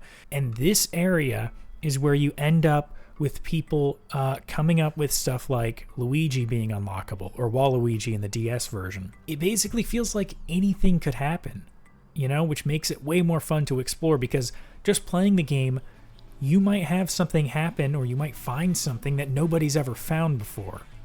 And I think Splatoon music is making me not able to think again. I kind of want to expand this level. I kind of want to make this level, like, really go all in on this, like make this a pretty big model, pretty intricate, pretty detailed. Do more of this kind of small detail stuff with some foliage and ground details to make this look less flat and lame, but also really just kind of mock up some geographical features. And I might kind of block out how this is going to work, like kind of get like a general blocky idea of it first. So I got to work on extending the level a bit, starting with the valley area. I did the same thing that worked for the river, making a cube on the other side of the path and creating the path in the empty space between the two meshes. Then I extruded the pathway down and created an open area. This was a type of modeling that I hadn't really tried before, but it was working out really well. This is actually working way better than I thought it would. Just extruding vertices out and then filling faces. Once I had connected everything up to the original mesh, I textured the cliff sides and carved out a better pathway down the valley. And I think that's pretty good. Let's get some other features figured out. I think it'd be pretty cool to have more of like a really big open area, to like have this keep going this way some more, and then for it to start doing the like stepped upward kind of things. So I extended the level out in the opposite direction of the cliff, but I realized that it would probably be best to annotate most or all of my features at once before tackling them. That way I know what will surround each feature and don't ruin certain opportunities to do cool stuff by not planning things out. I drew some pathways that will lead out into other areas, and then drew the open area near the original start of this model. I want to do a big tree in the middle with a sort of ramp cliff thing spiraling around the edge of this area. Oh, and then maybe it could even take you around this corner and follow the river to a new area. New one, I guess. That's like red. This will be the outer boundary here. Then I drew some rocks and a little stream that can flow around them, which got me thinking about the river, since it's going to have to lead somewhere. In a way, it's kind of going to shape the whole level around it, so I think I should draw that first. I kind of want this to be a little bit like a high elevation, like I want it to keep going and then kind of plateau up here and then drop back down, if that makes sense. Maybe like right here, like up. Like high enough that you couldn't run up this hill, but you'd have to get up it some other way. Oh, maybe even from this. Maybe there would be a, maybe like a bridge across from this, so that to get up here, you have to actually go all the way up this and then cross to this area. Could be like fairly rigid like this, leave not much room there, because then this could be low. You know what I mean?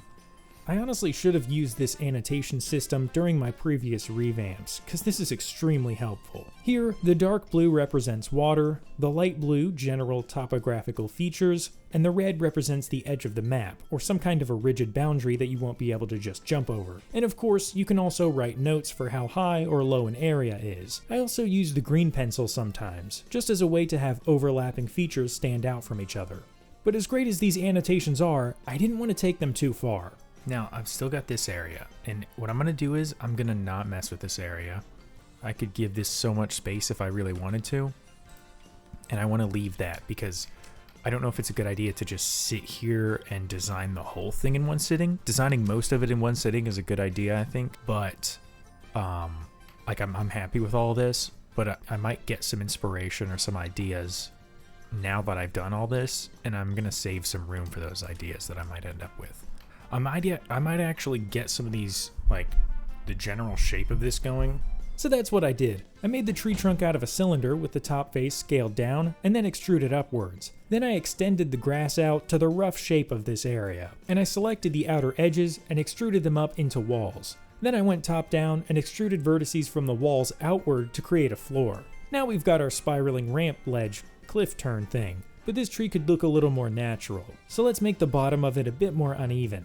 And we might as well throw a texture on it too. The wood texture didn't really look that good on it, so I went with a dirt texture, which is a little closer to what I was imagining. Then I made a root out of a cube, which will come up out of the ground shooting away from the tree. Now I can start on the rocks. I made the first one out of a cube, but that wasn't great, so I tried an icosphere for the next, which was much nicer. There's something about working with low poly geometry that's really fun. Just working with each individual triangle and making the shape work with the limited geometry is really satisfying, because you know you're making things easier for yourself and everyone else trying to play the game once it's finished. Yeah, there's a grand total of about 4,700 triangles, which is nothing. For reference, Mario Kart 8 maps that I've modded on the Nintendo Switch, or even Wii U, those are usually 200,000 or 300,000 triangles. So we have this much of the level done and it's only 5,000. I doubt we'll make it over 100,000. It looks kind of like a small area because it's like the shape of the tree and everything, but you can consider the fact that the character's this guy, this big. This is going to be a huge area. This is going to make up like a third of the level. Now it might be a little soon to be sizing up the final polygon count based on what I have now, since there will be plenty of details that get added to this level before it's complete. It actually could easily end up with over 100,000 polygons and require some optimizing from there, but that's not really something I can do anything about besides just be cautious about how I model things. So I pushed on creating the rest of my planned out area, using basically only the extrude tool with E, fill tool with F, and then right clicking and triangulating faces. How should all of these vertices connect to make a face? I don't know. How should they, Blender? Sure, that looks fine, I think. If you ever get the impression that I know what I'm doing, just keep in mind that to an actual Blender professional, everything I'm doing here is straight up burned at the stake heresy. When you see a comment giving me this advanced knowledge about something I could have done better, I don't go, yes, of course. How could I have overlooked such a thing? No, it's like, I don't know what you're trying to tell me, and now I'm angry and scared. But of course, I really do want feedback, even when it goes way over my head, because it usually does register at some point later, and I end up going back and finding those comments really useful. Well anyways, now that I had most of this area modeled, I went into Aseprite and made a texture for the rocks, which looked alright. I also wanted to give the sand texture another try, and I found something that I wish I found a lot earlier. Can I view a, tile?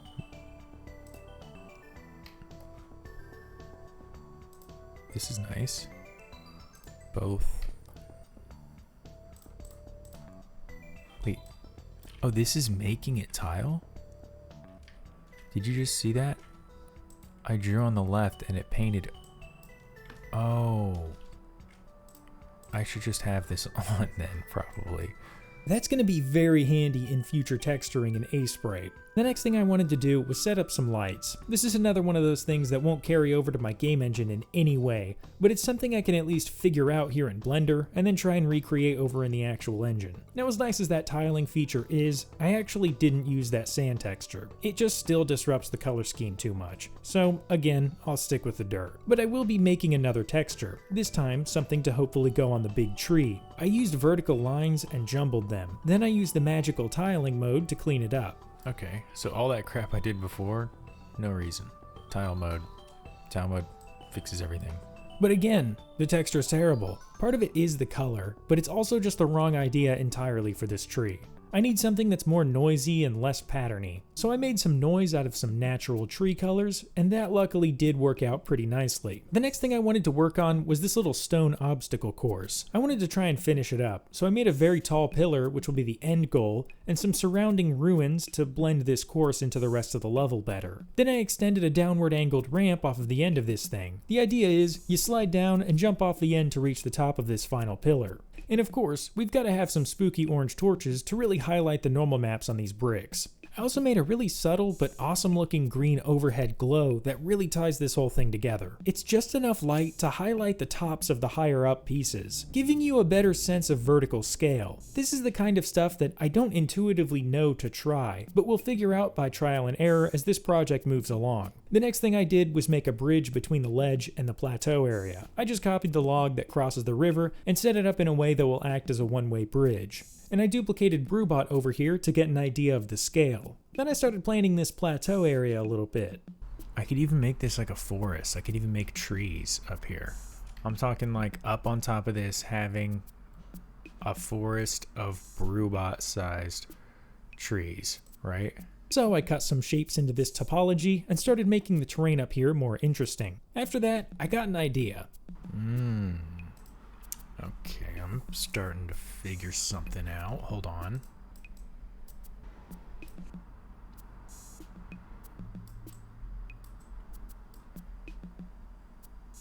You have to jump. So then you'll be down here and you'll see all that stuff and you'll be like, wait, there's more up there. And you'll be like, wait, you have to jump from over here. And then you'll start to get thinking, well, how do I get up there? I'll trace it all back. You'll realize the log connects up there, and then you'll realize there's a ledge up here, and then you'll follow this ledge back all the way back here, and you realize, oh, I have to run for like 30 minutes to get there with nothing to do the whole time. So that's where adding stuff comes in. I think Castle Gardens, that track was sort of like this, where I'm making my own level a little bit, but it was so heavily based on something that already existed that it was more like I was doing the connecting work. I was doing the like filling in the gray area, but this is just from scratch, from absolute scratch. You can actually see the borders, I think, of what it used to be. This might be about good enough. I've done a lot in Blender, a lot of like really crucial core stuff. Like, I think the idea of this game is becoming clearer and clearer. Now, the thing people are going to say is the level is too big, too open, and there's nothing in it. That's just an issue with the fact that I need to put a lot more time into this level. You know, areas like this look nice, but once you zoom out, everything's completely empty. That's because I haven't filled it with stuff like this. Yeah, I basically just need to work with it kind of alongside the gameplay stuff. So like, you know, animations and getting platforming right and all of that stuff. And there's the end of episode 3. Designing this level was such a fun process. I had really never modeled something quite like this in Blender before. It got me really excited to do more level designing and modeling. But honestly, I was getting way ahead of myself putting something like this together at this point, because I still hadn't really narrowed down exactly how this game works, or what specifically I want it to be. And I wasn't super happy about using Unreal Engine either. But I would finally confront those things in episode 4.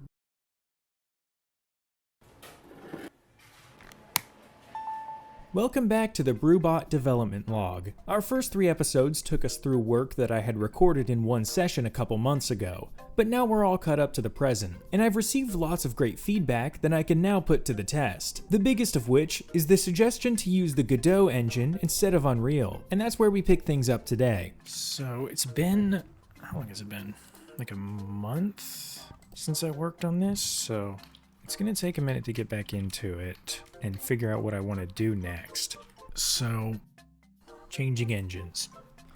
Definitely considering it, and now would be the easiest time, well, before I did anything would have been the easiest time to do it, but it's not gonna get any easier changing engines. Okay, let's just look around in here. I've looked around a little bit, and I did like it more, because in Unreal, I'm kind of working from the ceiling down because it gives you so much to work with, more than I need for sure. Whereas in this, it starts from the bottom and you build from the ground up. This is really a lot more empty and simple. Let's see if I can't remember how this works. So 3D scene, okay.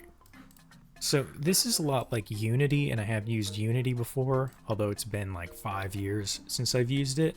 So to make a cube, how did I do that? That's right, I can't make a cube. It's easy in Unreal Engine, and it's just there in Blender. Hopefully making a cube is one of the harder things to do in this engine. Otherwise, we're in for quite an uphill battle. Mesh instance 3D. Let's just do, to keep things simple, let's just put everything on top of a big cube. Collision physics. Let's do rigid body 3D, because it should, no, static body 3D, because it's gonna sit still.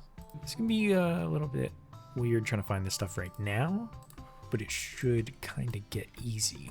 So now we can make a rigid body 3D, which is, you can read the little descriptions they have down here, which is very nice.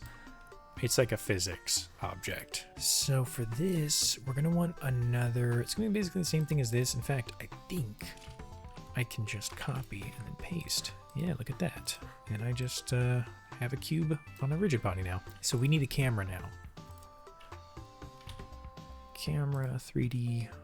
So now, if I go to the game tab, it might take a second. When I did this before, it took a second for the first time. And look at that. This is what I like. There's no lighting. There is no background. There's no environment lighting. There are no point lights. There are no materials. There's nothing. It's just, all I did was make a cube, make another cube, and place a camera. And the renderer is not doing anything crazy. It's just rendering what I put in front of it. World environment. And then you can make a new one, and then you can open it, open the background, clear color sky. This will actually just be completely black, right? If I click play, shouldn't be able to see anything. Yeah. Directional light is like a sun. Omnidirectional light is a point light. And spotlight is, yeah, it's a spotlight. So let's do omnidirectional. That's the kind of thing I'm looking for. If I do this, is that more accurate to, this is more accurate to our scene. Now, when I click play, yeah.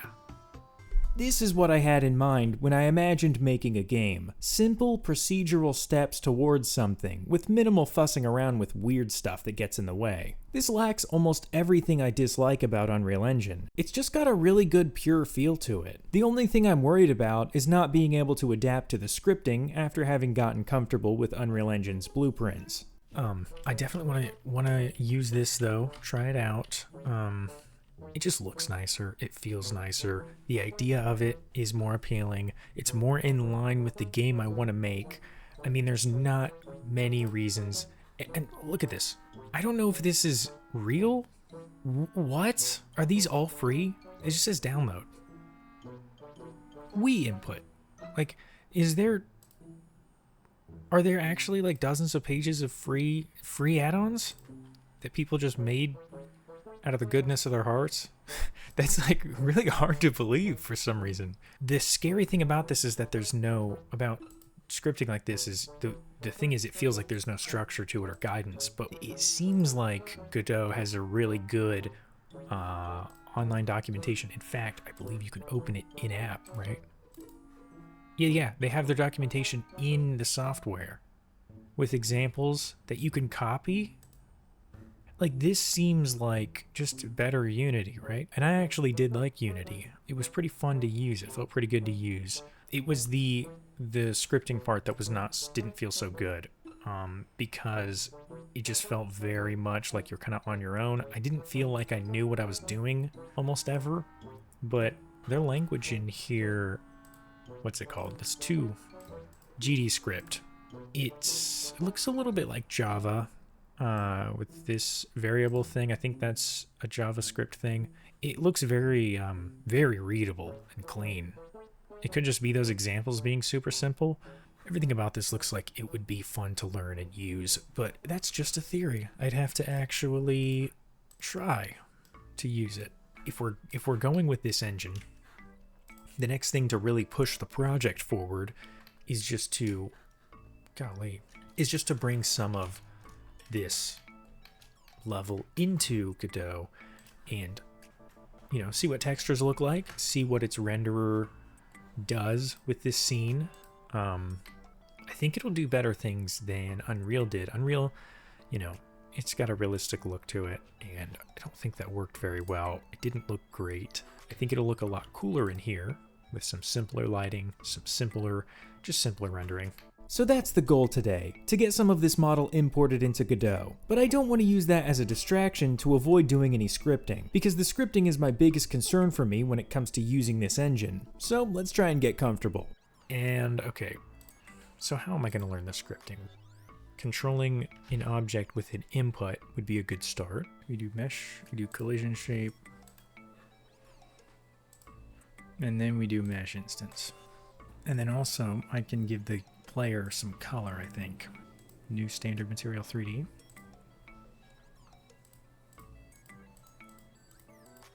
Albedo. So I think I can attach script. Is that how I do this? Template. Basic movement. Oh, let's do that. Let's start with a template. That'll help a lot. So these are two variables. We have speed and we have jump velocity. Extends character body 3D, which is this. So that's how you know it's attached. And you have like tabs.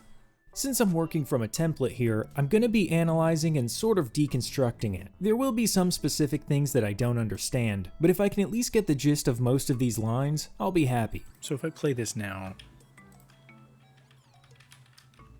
oh, he can jump. Is it the arrow keys? It's the arrow keys. Okay.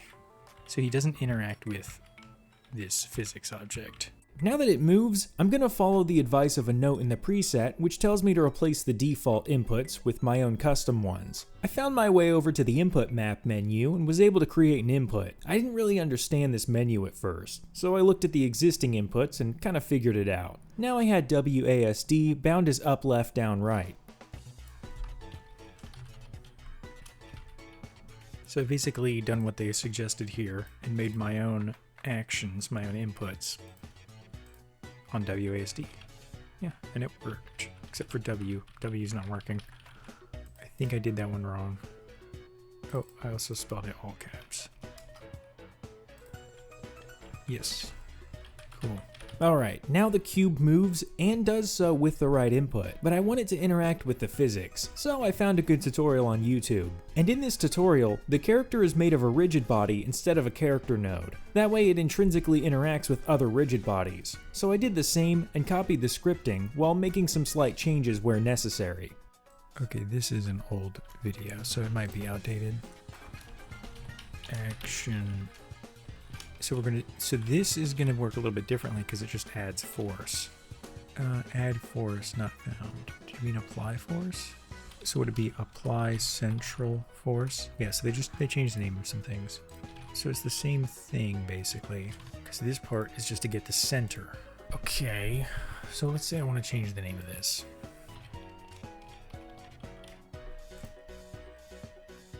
Okay, Control R does find and replace.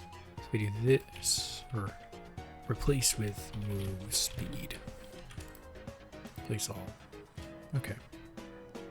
Cool. And then I'm probably going to want a separate variable for jump height. I'll set it to 10 as well.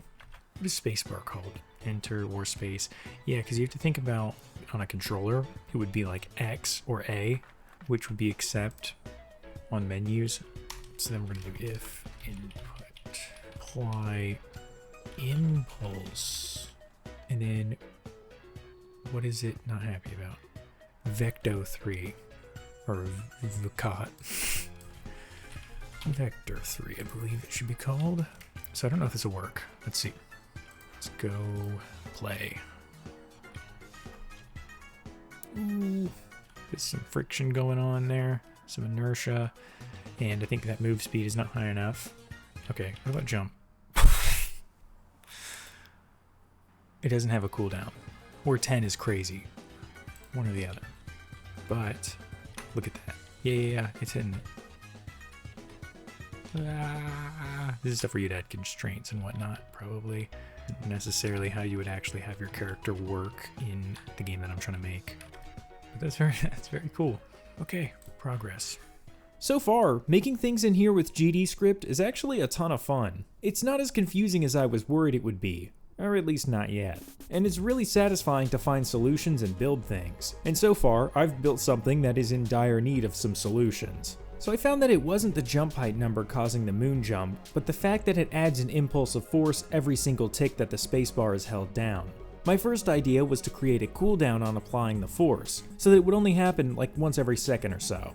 But that's not a good idea at all, since it would let you jump while in the air as long as you hadn't pressed jump recently. So instead, I need to make the jump only work if you're on the ground, which means I need a way to check for that. But unfortunately, while that is super easy on a character node, it's not built into a rigid body node that we're using here. The best way of doing this seemed to be with ray casting, which is just a laser that you can cast to read whatever object it hits, or get information like the distance between the start and end of that ray, which is what we'll be doing with it. I looked around at the documentation to try and figure this out, and came across a YouTube video which shows how to set up and use a raycast. So I made a raycast 3D node, nested it as a child of the rigid body 3D, and placed it aiming down at the ground beneath the character. And it turns out you can make a new script on this raycast node and have it communicate its information over to the main rigid body 3D script. The first thing I did was make sure the raycast is working properly by printing out the target position.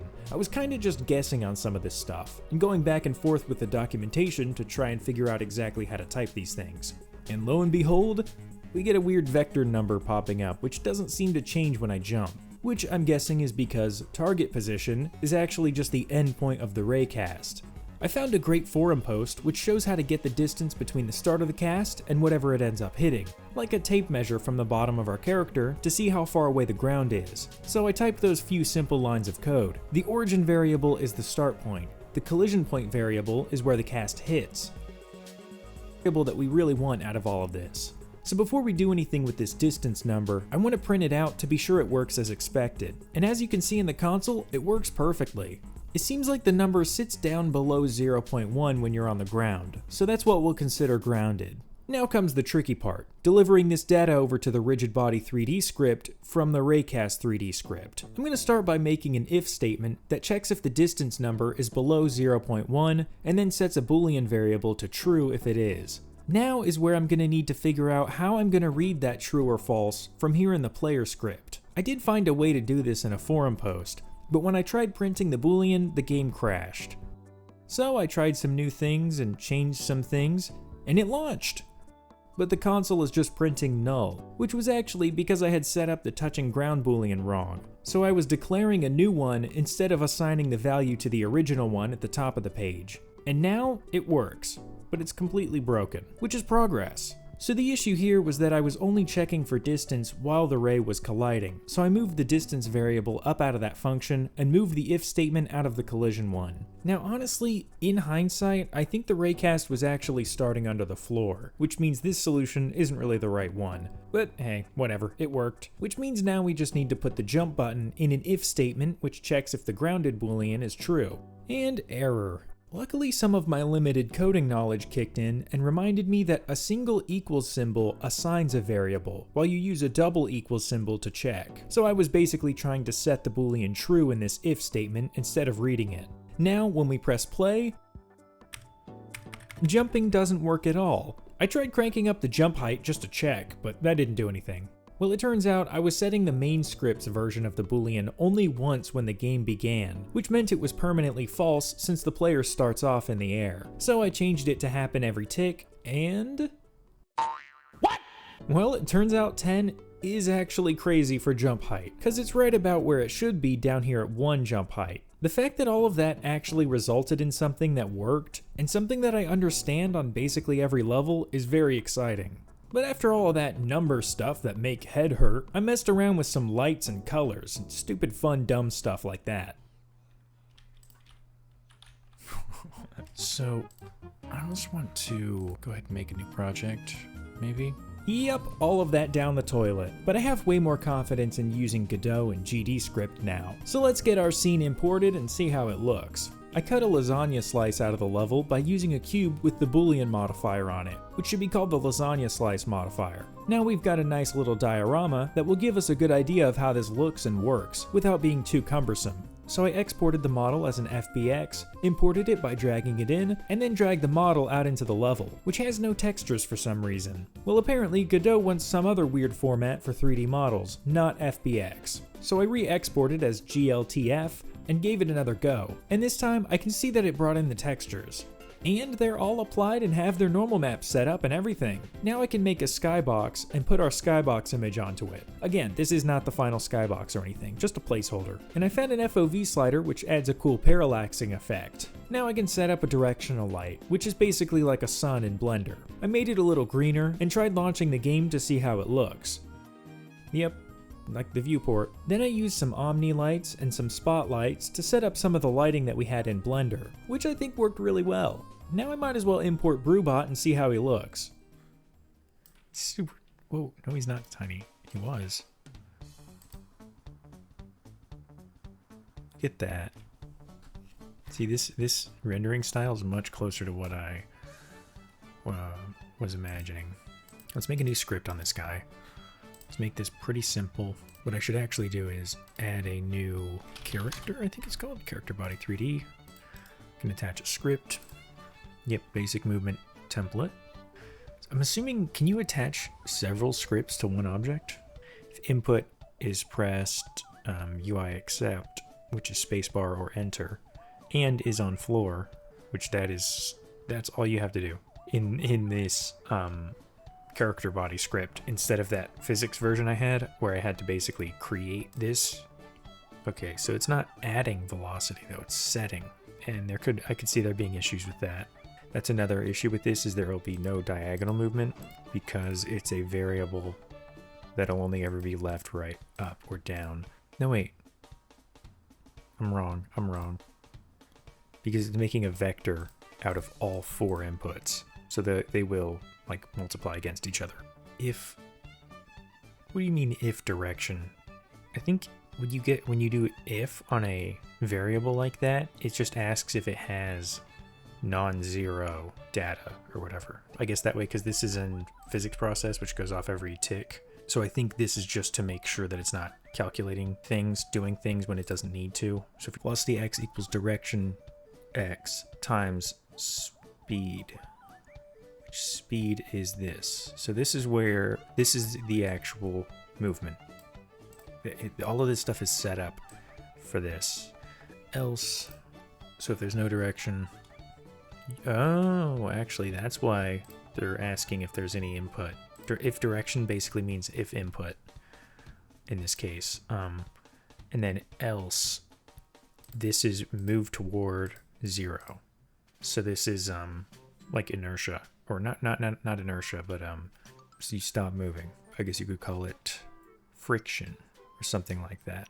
So this is when you're done inputting, you'll slowly stop moving. So move toward has me a little bit confused. You give it a set of numbers. Okay, wait, moves from to, so from is the first float, which in this case is your current what you're at right now, to 0 by the factor of speed. Oh wow, so you stop at the same speed that you speed up. So if you wanted to change that, you could make speed here a different variable. So like if the ground feels too slidey, I mean, I could start making different physics materials and have the script interact with them if that's necessary, unless I could just give my character a physics material that does that stuff for me. At the bottom it just says move and slide. So that's confusing. If the other body is a character body 3D or rigid body 3D, it will also be affected by the motion of the other body. I think if I would have just read this and kind of played into this, I wouldn't have had to make that more physicsy version of the character that like adds force and stuff, because I think this basically incorporates system, right? Because this is still in the physics process. This is basically incorporating like a pseudo physics with objects that aren't hooked into the main physics system, I believe. So let's just try this here.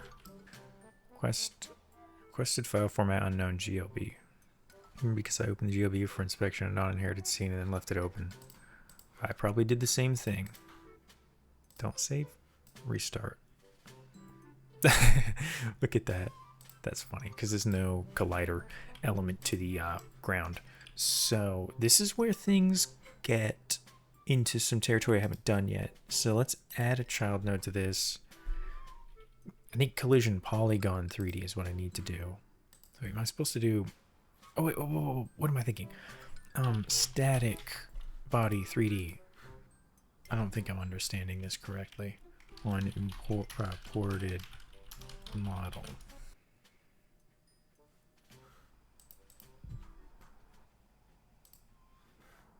Generate physics on. Oh. Yeah. Do I need static body 3D even? Or can I just have level cube?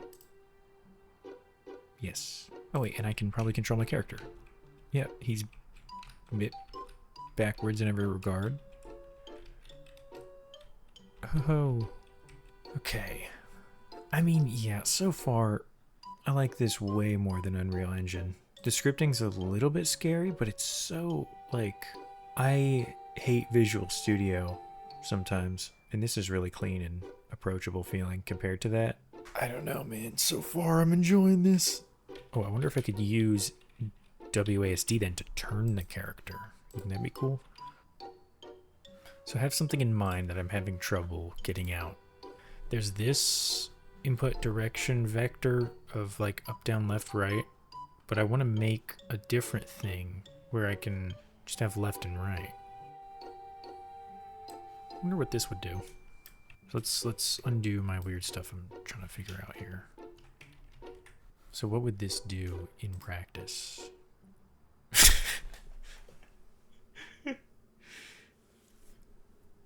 We lost him.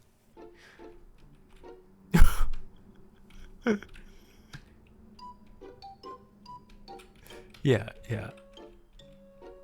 So it looks like he's spinning extremely quickly because it's he's moving in a direction, therefore he turns, therefore the direction he's moving in changes, therefore he turns. Because he's trying to move to his right, but then he tries to look to his right. And so he's just spinning. You know what? This is probably a good time to wrap things up before we make it any worse. But before we're done, I've spent a lot of time working on the concept of this game, which I should share before we get things going next week. So last time we talked, Brewbot was a 3D platformer with visuals inspired by Super Mario 64, and that was pretty much it. I mentioned a decoratable cafe and some kind of coffee bean system, but that's really as far as I got with the idea. But I got to thinking about the combat and how it should work. I thought about the games I play that have really enjoyable combat, and what it is about them that's enjoyable. I started coming up with some fun ideas, but then realized I had kinda left the platforming behind. So I went to think of platformers that have platforming that I really enjoy, and I realized something. I don't play platformers. I don't know what I was thinking. I have all kinds of fun sounding ideas that I just can't wait to build and try for combat gameplay, but not one thing that comes to mind for platforming. And that's not to say I'm making Brew Souls now, But the slider has shifted.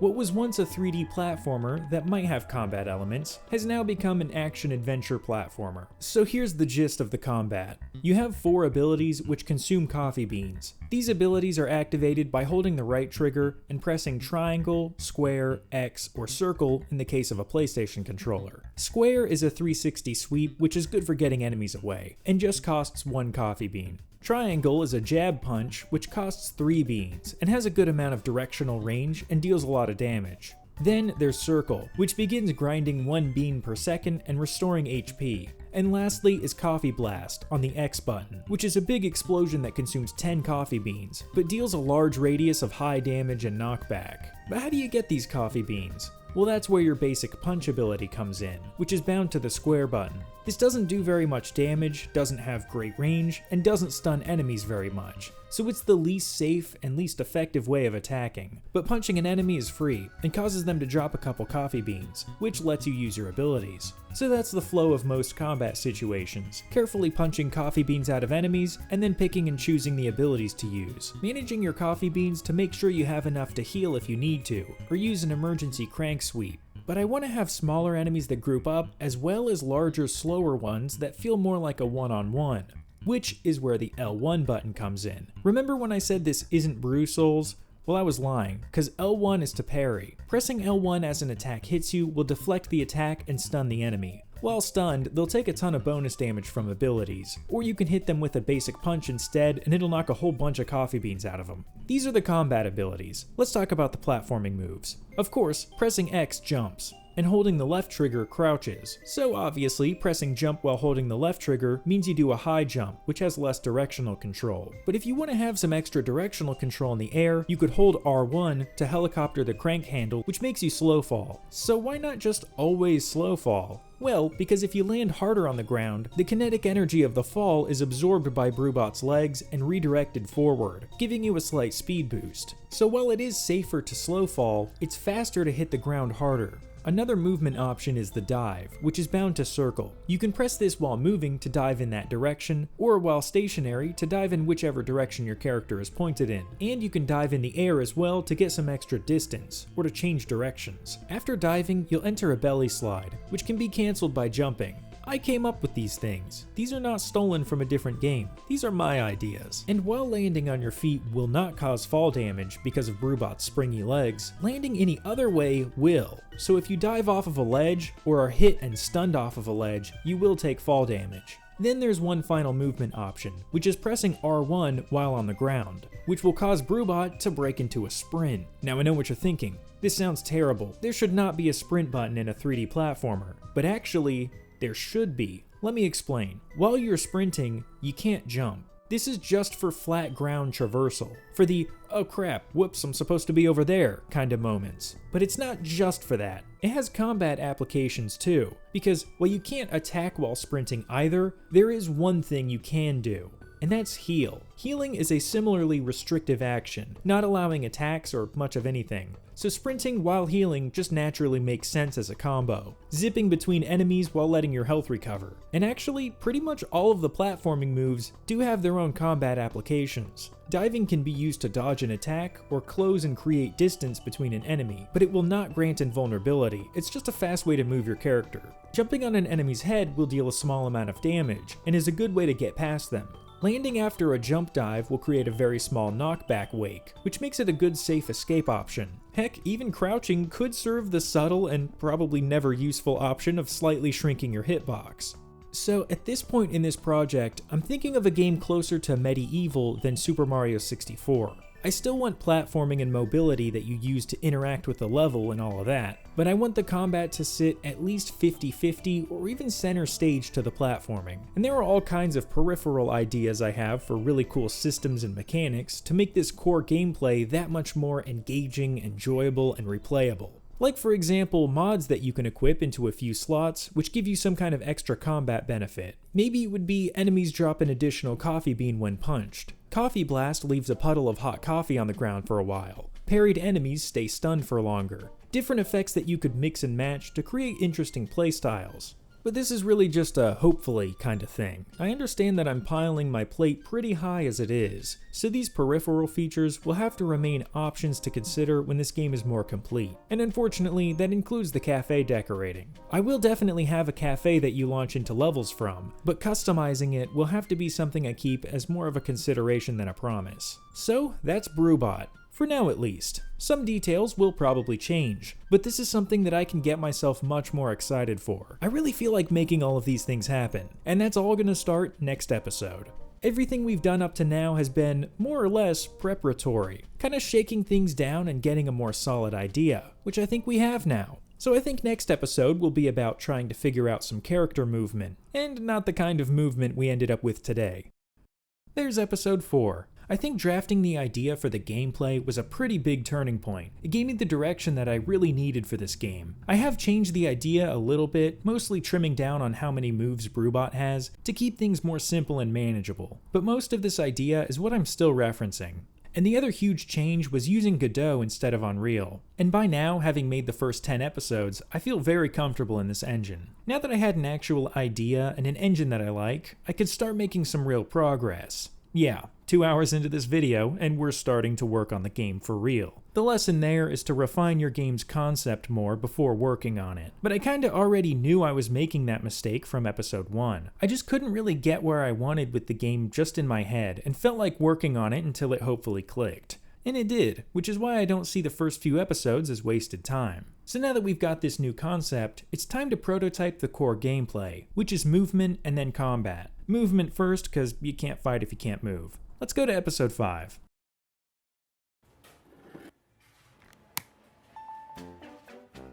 Welcome back to the BrewBot development log. Last time, we learned the basics of the Godot engine after ditching Unreal. I pretty much loved everything about this engine, but that doesn't mean I knew how to use it. So we ended up with a very out of control BrewBot and a somewhat decent looking scene, and at the end, we finally got a good grasp on how the game should actually work. Which means now we can finally start building the gameplay, and that begins with some better character movement and a few basic platforming moves.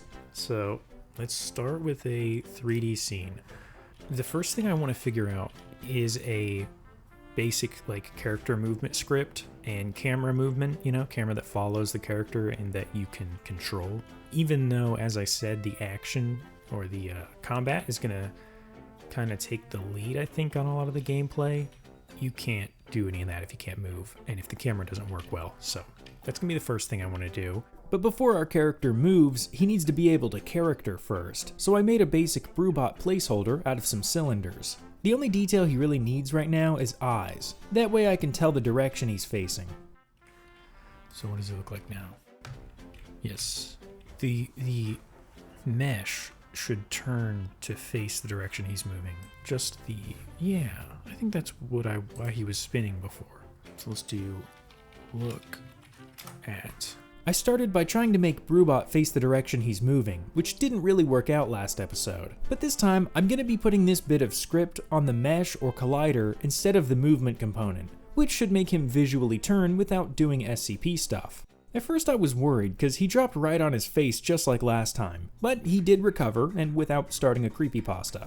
I pretty quickly realized that having him face his velocity was what caused the Gibby-like movement at the beginning. So after replacing velocity with the input direction variable, we get an error, because input direction is a vector 2 of the X and Y inputs on the joystick. What I need is the vector 3 called direction. And now that that's sorted out, we have a character that moves, and looks in the direction he's moving. Plus he doesn't fall on his face or face the sky when he jumps. This is working pretty nicely, aside from the 1,300 errors.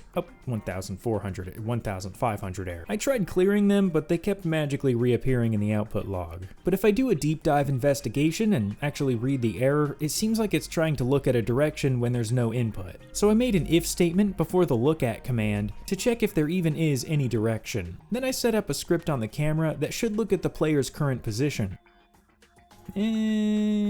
So I got rid of this global position thing, and that seemed to work. But you'll notice, while the camera does rotate to follow the player, it doesn't move to follow the player. For that, I had to do some research. I figured if I could get the distance between the player and camera, I could make a couple if statements that basically keep the camera within a certain range of the player. And yeah, that didn't really do the right thing. Luckily though, I realized that this number right here wasn't actually the right no, okay, nope, that's not it.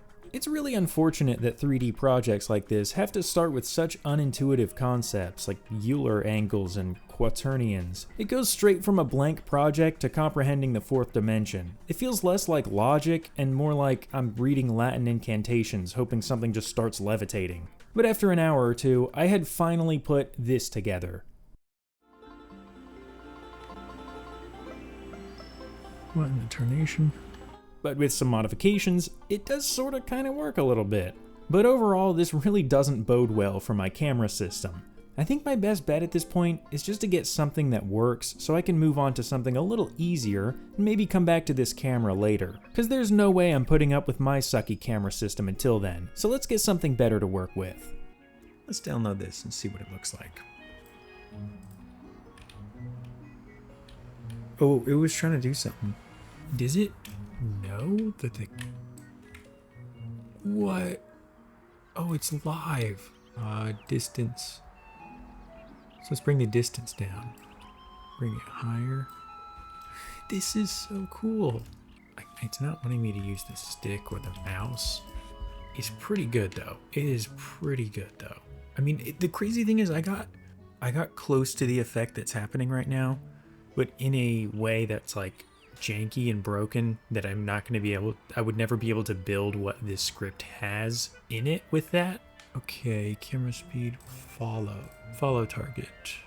Oh, parent. Oh my gosh, does that mean, look at that. It's like swarming around him. Look at that. Yeah, okay, no, heck no. Thank you to who made this plugin, because this is awesome. This is really cool. So let's actually, yeah, let's add these then. Now that we have those horizontal inputs bound, I can make the player direction relative to this new camera. That way, forward is always directly away from the camera. This immediately feels very nice, but I'd like to be able to tilt the camera up and down too, which should be a built-in function of this camera as well. So is there a up and down camera? Tilt, camera up, camera down, right there. And I can add those real quick. And see, I understand it enough to be adding these inputs and making things work, so I guess that's good. I wouldn't have been able to do this, you know, a week ago. So that's cool. So I'm at least at the point where I can use add-ons. So it's not like, the camera's not like orbiting. Oh wait, tilt up limit. Let's just do it like, oh crap. Whoa. It's actually kind of cool to be able to do that with the camera. If you want that perspective, if you want to see the landscape, not much of a landscape right now, but I would want the camera to move up into the air when I look down and down towards the ground when I look up. Can I set that up? How about that? How about we try to modify this script and make that happen? Camera, underscore camera dot position dot y. Let's just do something super simplistic that I'm not even thinking about, that it's just like vaguely in the direction of what I think maybe should happen, and then see what it does and then work from there.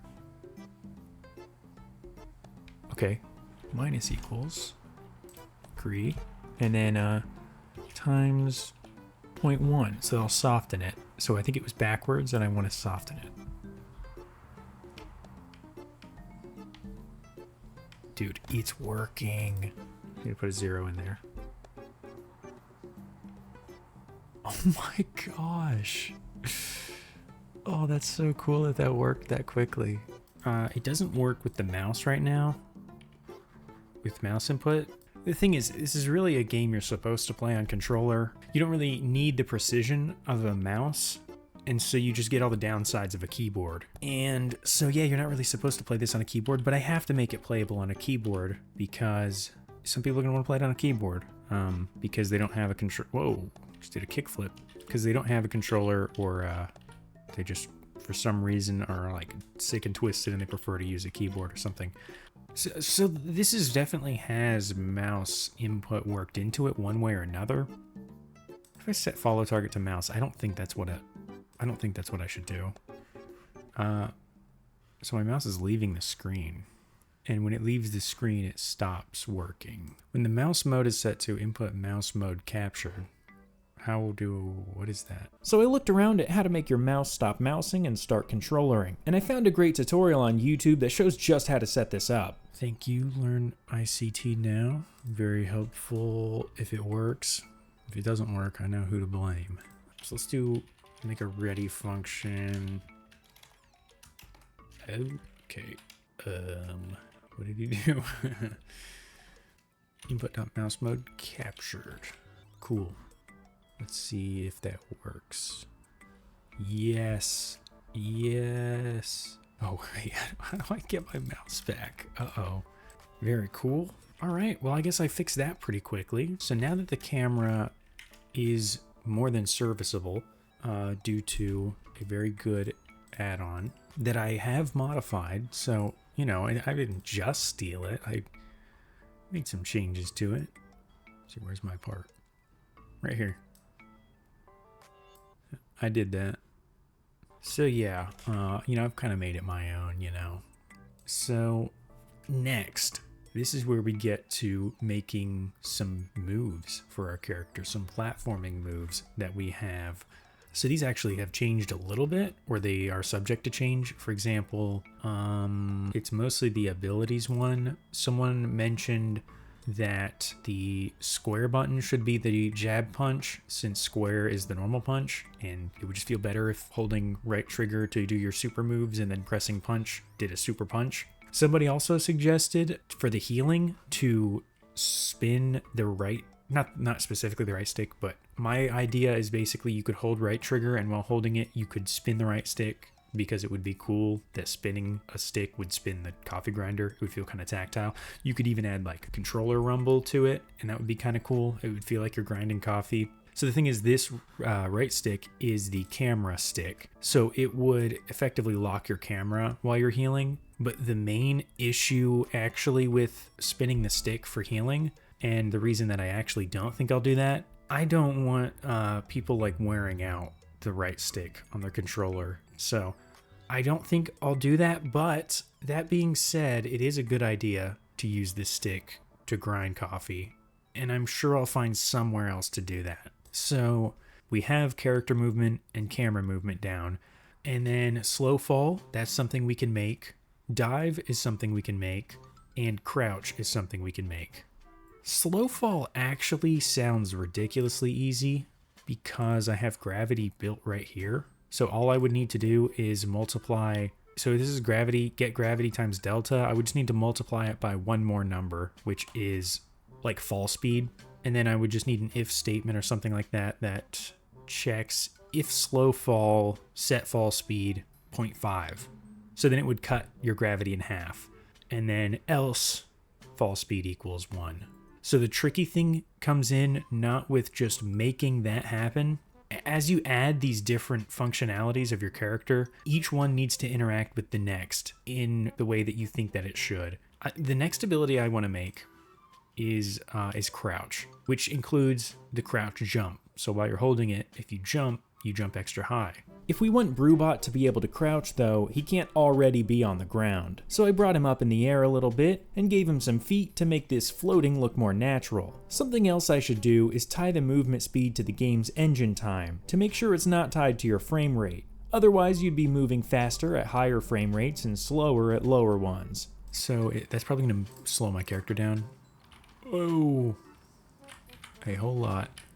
200, 200, 400. That's crazy because it used to be 5. Now it's 200. I think it's about where it was before. I also added a sprint button, which just increases your speed and also increases FOV, all of which was fun and simple enough to set up. But I've still got to make jumping not work while you're sprinting. So we need to actually go to jump, select. So and is on floor, and then we need one more. And so we don't have a variable for sprinting, but we do have walk speed and sprint speed. So we can actually just check if speed equals walk speed equals walk speed. Don't worry, because speed is not your character's actual velocity. Speed is your character's movement speed. Actually, that would be a much better name for it, because it's not your current speed, it's your speed of when you move the stick. So now I shouldn't be able to jump while running. Let's test it. I can jump, but I can't jump while running. And as soon as I stop running, I can jump. So that's what I wanted. Before I do the crouching, I'm going to do the slow fall because of how easy it sounds. Let's do another variable, and then we're going to multiply this by fall speed. And that's not going to do anything yet until we lower fall speed somewhere, which is going to be on holding sprint, not floor. So that means you are in the air. Fall speed equals 0.5. Else fall speed equals 1.0. So there's one more thing here. If you're running, so if you're holding it and you go off a ledge, you'll start slow falling, which I actually don't want. I want you to keep running so that you can like run off a ledge and keep your speed and not just start slow falling. I'd rather, if you want to start slow falling after running off a ledge, I think you should have to let go of sprint and then press it in the air. So I think you should have to press it while in the air. I think that's normal. Looks normal. And then if I, yes, that slowed us down. But if I run off of something, I'll slow fall, which I do not want.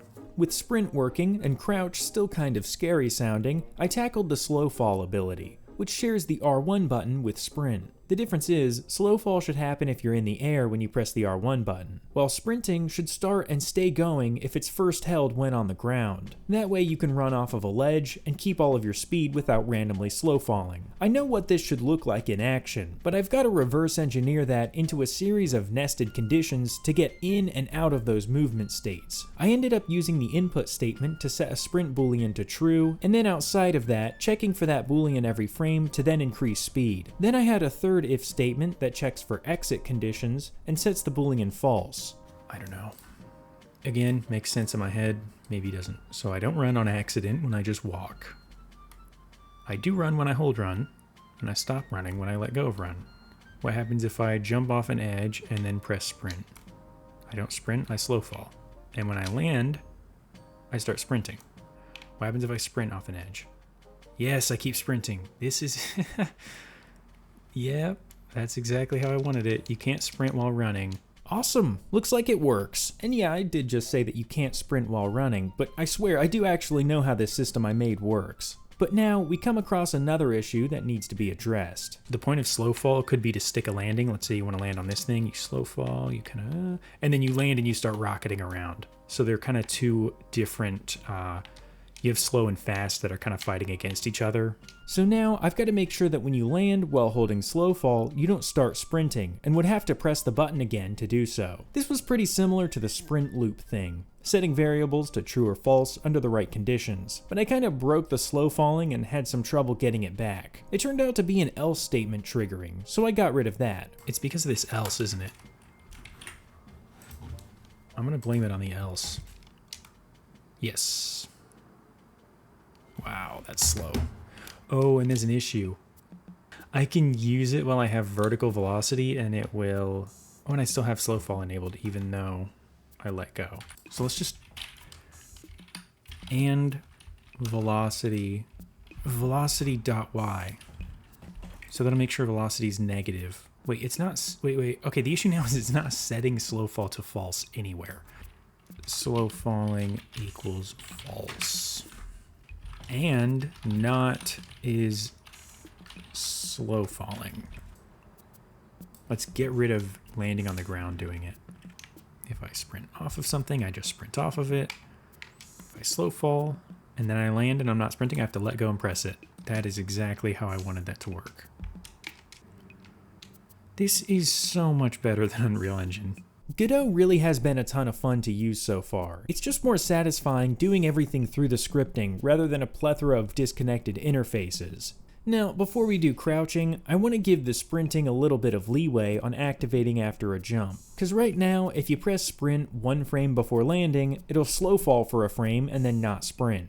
So I made a raycast under the character, just like we had last episode, that gets the distance from the player to the ground. Then I can incorporate the floor distance into the sprinting if statement. And now, if you're so low to the ground that slow falling is useless anyways, you'll just sprint when you land. Now it's time to start setting up the crouch ability. Maybe ability is a strong word for just crouching, but this was actually the hardest thing to set up so far. Each new approach resulted in different weird stuff happening, but I could tell I was getting closer. At some point, I could no longer turn.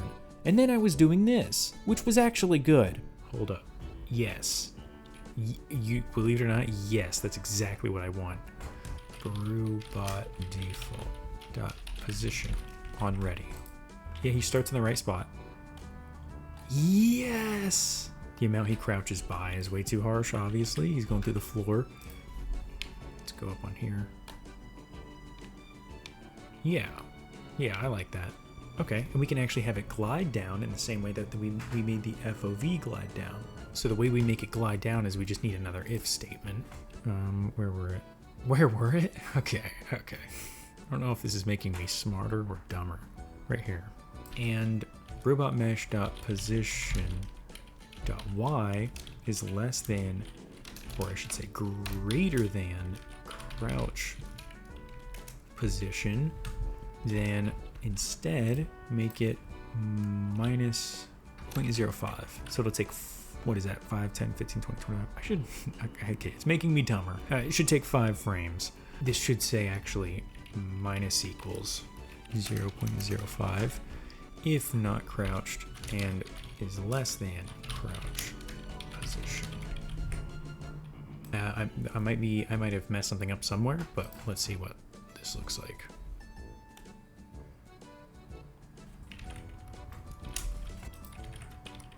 How about that?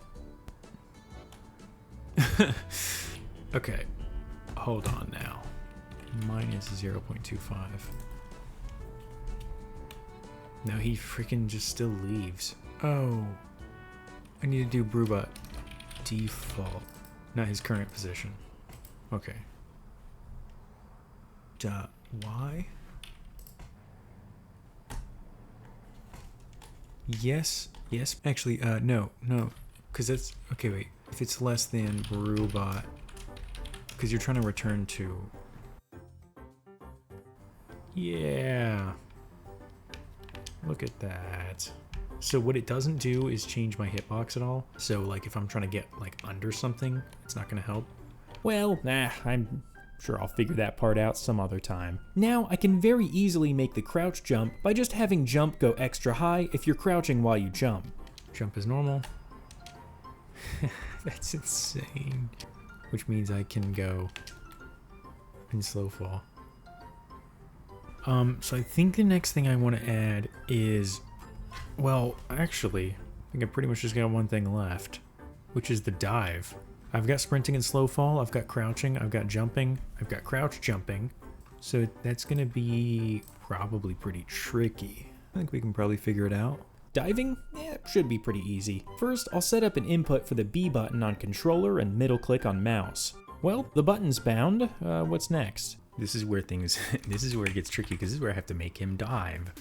So we need our character to not rotate first, because you have to think about the order these things happen in. If he rotates, look at what happens to the corner. It goes into the floor, and it would kind of push him up out of the floor. It would act screwy.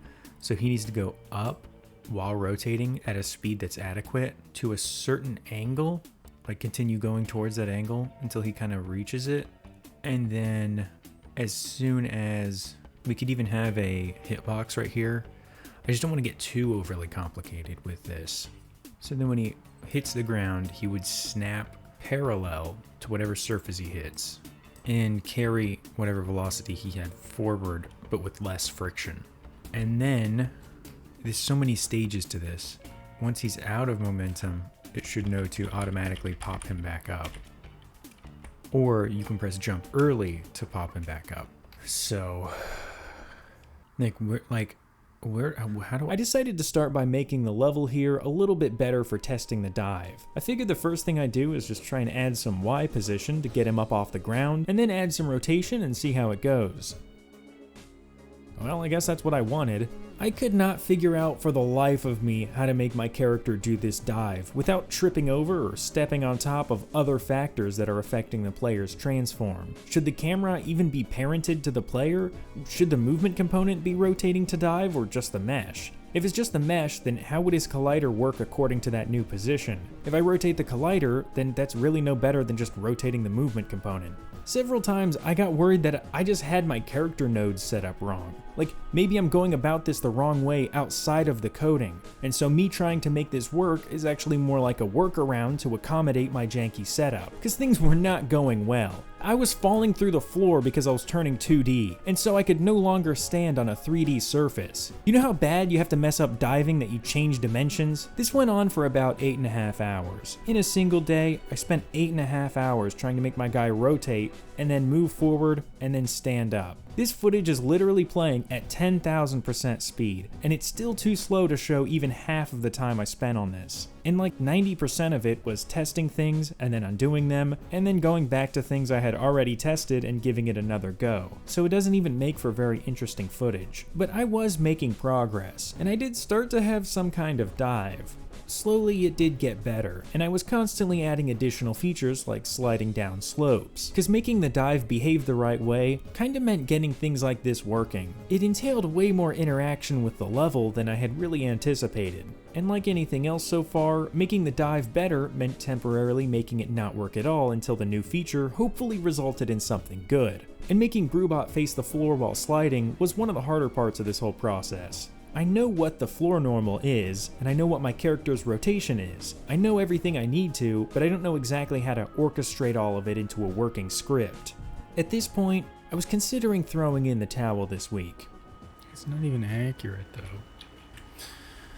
Well, I don't think I'll be able to get this episode. I think this is something I'm going to have to hopefully get feedback on, but I mean, we got a lot of other stuff working. But in one last attempt to find something, I came across the perfect tutorial for this floor issue and ended up with this. Yes, that worked. Well, let's continue. Apparently that's good.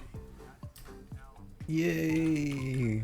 And of course, this pretty much broke everything, but once I fix it, it should look pretty darn cool. I'd want him to be on his face, so that's 4 radians then. Not quite. How many radians is 180 degrees? Oh, it's pi? Pi. Straight up. Yes, yeah! I just kind of turn into that when I'm done, but that's okay.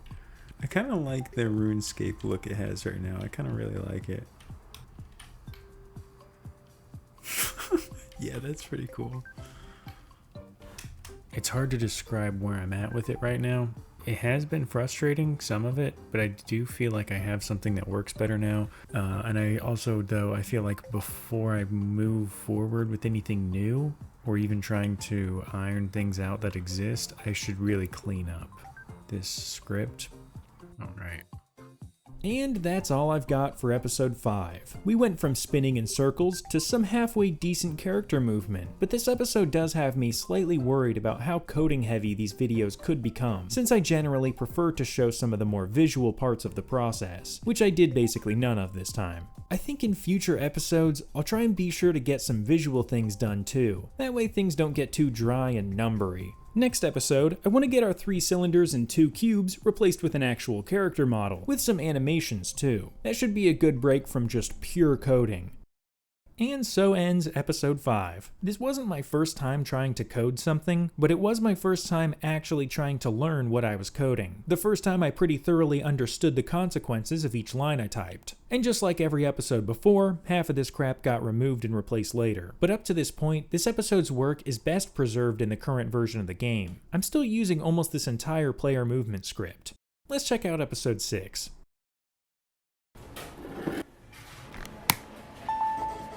Welcome back to the Brewbot development series. Last episode, we programmed some basic character movement onto our weird evil cylinder thing. And today, I want to turn that evil cylinder into Brewbot and get some animations working. Yeah, this episode I want to start with making some animations and even making some changes to the Brewbot model.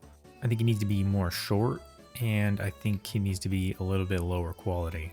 Yeah, I want him to be like generally shorter. That's not how you do it necessarily. As strange as the prototype Brewbot looked, the proportions being slightly more squished felt like an improvement. So I'll go ahead and rescale the character a bit here in Blender, making his body and limbs shorter and adjusting everything else back into place.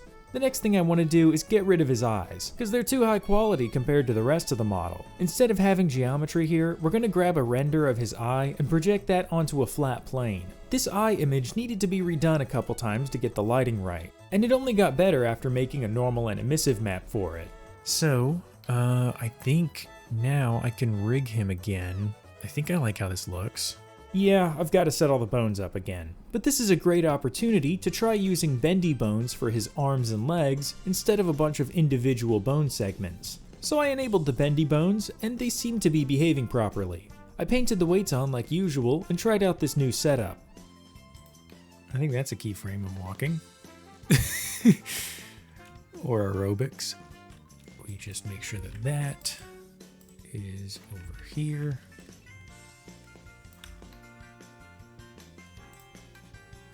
I mean, if he's like a wind-up toy in the background of a cutscene where he's in a reflection, then that looks pretty good. I think it's safe to say I'm still in my animation learning journey, but this'll do. Now we can drag the newly exported model into the project, and it'll import it with all of its new animations. Which looks a bit wrong. His Blender bendy bone arms aren't his stupid noodle arms broke. So yeah, it looks like maybe bendy bones don't work. Yep, bendy bones only work in Blender. So now we've got to go through and turn those into non-bendy bones, which have enough segments to act bendy in a way that works in Godot, which means even more intricate and annoying weight painting than before. But now that it's done, we have something that works just as good in Blender and should work way better in Godot. But unfortunately, we need to remake that walking animation, which started turning into more of a sprint animation. So I just went with it and animated his arms flailing behind him. This looks pretty good, but I have to figure out how to import both a walking and running animation in one model. After some research, I found that you can manage your animations in the Action Editor menu. So now I can use a separate animation slot for the walking animation. After T-posing him, I started trying to figure out how walking works. It sounds like something that you would just understand, but no, I almost had to look it up. But I didn't. I'm not looking up how walking works. That's where I draw the line. Now we can import this stuff and give it a try. Oh, I see two animations. Heck yeah. So if I wanted, I could open Brewbot Legacy as a scene, and I have the original, in case I want to add him as an Easter egg or something. Anyways, let's get rid of all of this. What if I just drag this into this? Okay, so he's not in the right orientation at all. So the main thing is that his feet should be at the bottom of this. That way he stands on the floor and doesn't go through it or stand above it. Okay, get me out of here. Ah! Perspective. Okay, geez, okay. Let's try it. Global position on type of null instance. Yeah, I don't think people are making a null instance object too often. It's because this is called Brewbot 2 now. If I try again. Okay. Hey! That's not so bad. The rings around the eyes are not... I don't know why they're emissive like that. Yeah, I mean... So let's try to get those animations playing now. So I looked up how to play an animation and got that line of code implemented in my player script. Oh, he's like Terminator. Okay, and he doesn't have an idle animation to play when you're standing still. So let's get the other animation playing then under the other circumstances. So if sprint equals true, lay, parentheses, sprint. And how do I tell it that it has more priority? I can do that if they start fighting. So I think they're fighting right there. I think that's what's going on. So we will put this in another if statement that is called if not sprinting. So you only walk if you're not sprinting. Yes. Wow. Getting these animations working here has been way easier than it was in Unreal Engine, but the effect it has on the scene is just the same. Now that we've got animations, this feels significantly less like a test and more like a video game. The next thing I wanted to do was make the player speed tied to how far you're pushing the joystick. That way you can walk slowly. Is it because it's normalized? Oh yeah, I can slow down now. I can even slowly sprint. What? Where's sprint? Where did the... what? Did it not get saved because it wasn't like... didn't have the shield on it or whatever? Blender. Well, there goes that cool sprint animation. Sure, I can re-import the exported model, but the animation keyframes are all weird and hard to work with. And there weren't any good backups or autosaves either. So now I can go make a new one called Sprint. And then I can close it. I can open it here and make sure to protect it from the incoming Blender apocalypse when I close the software. Even though I saved, but animations don't get saved.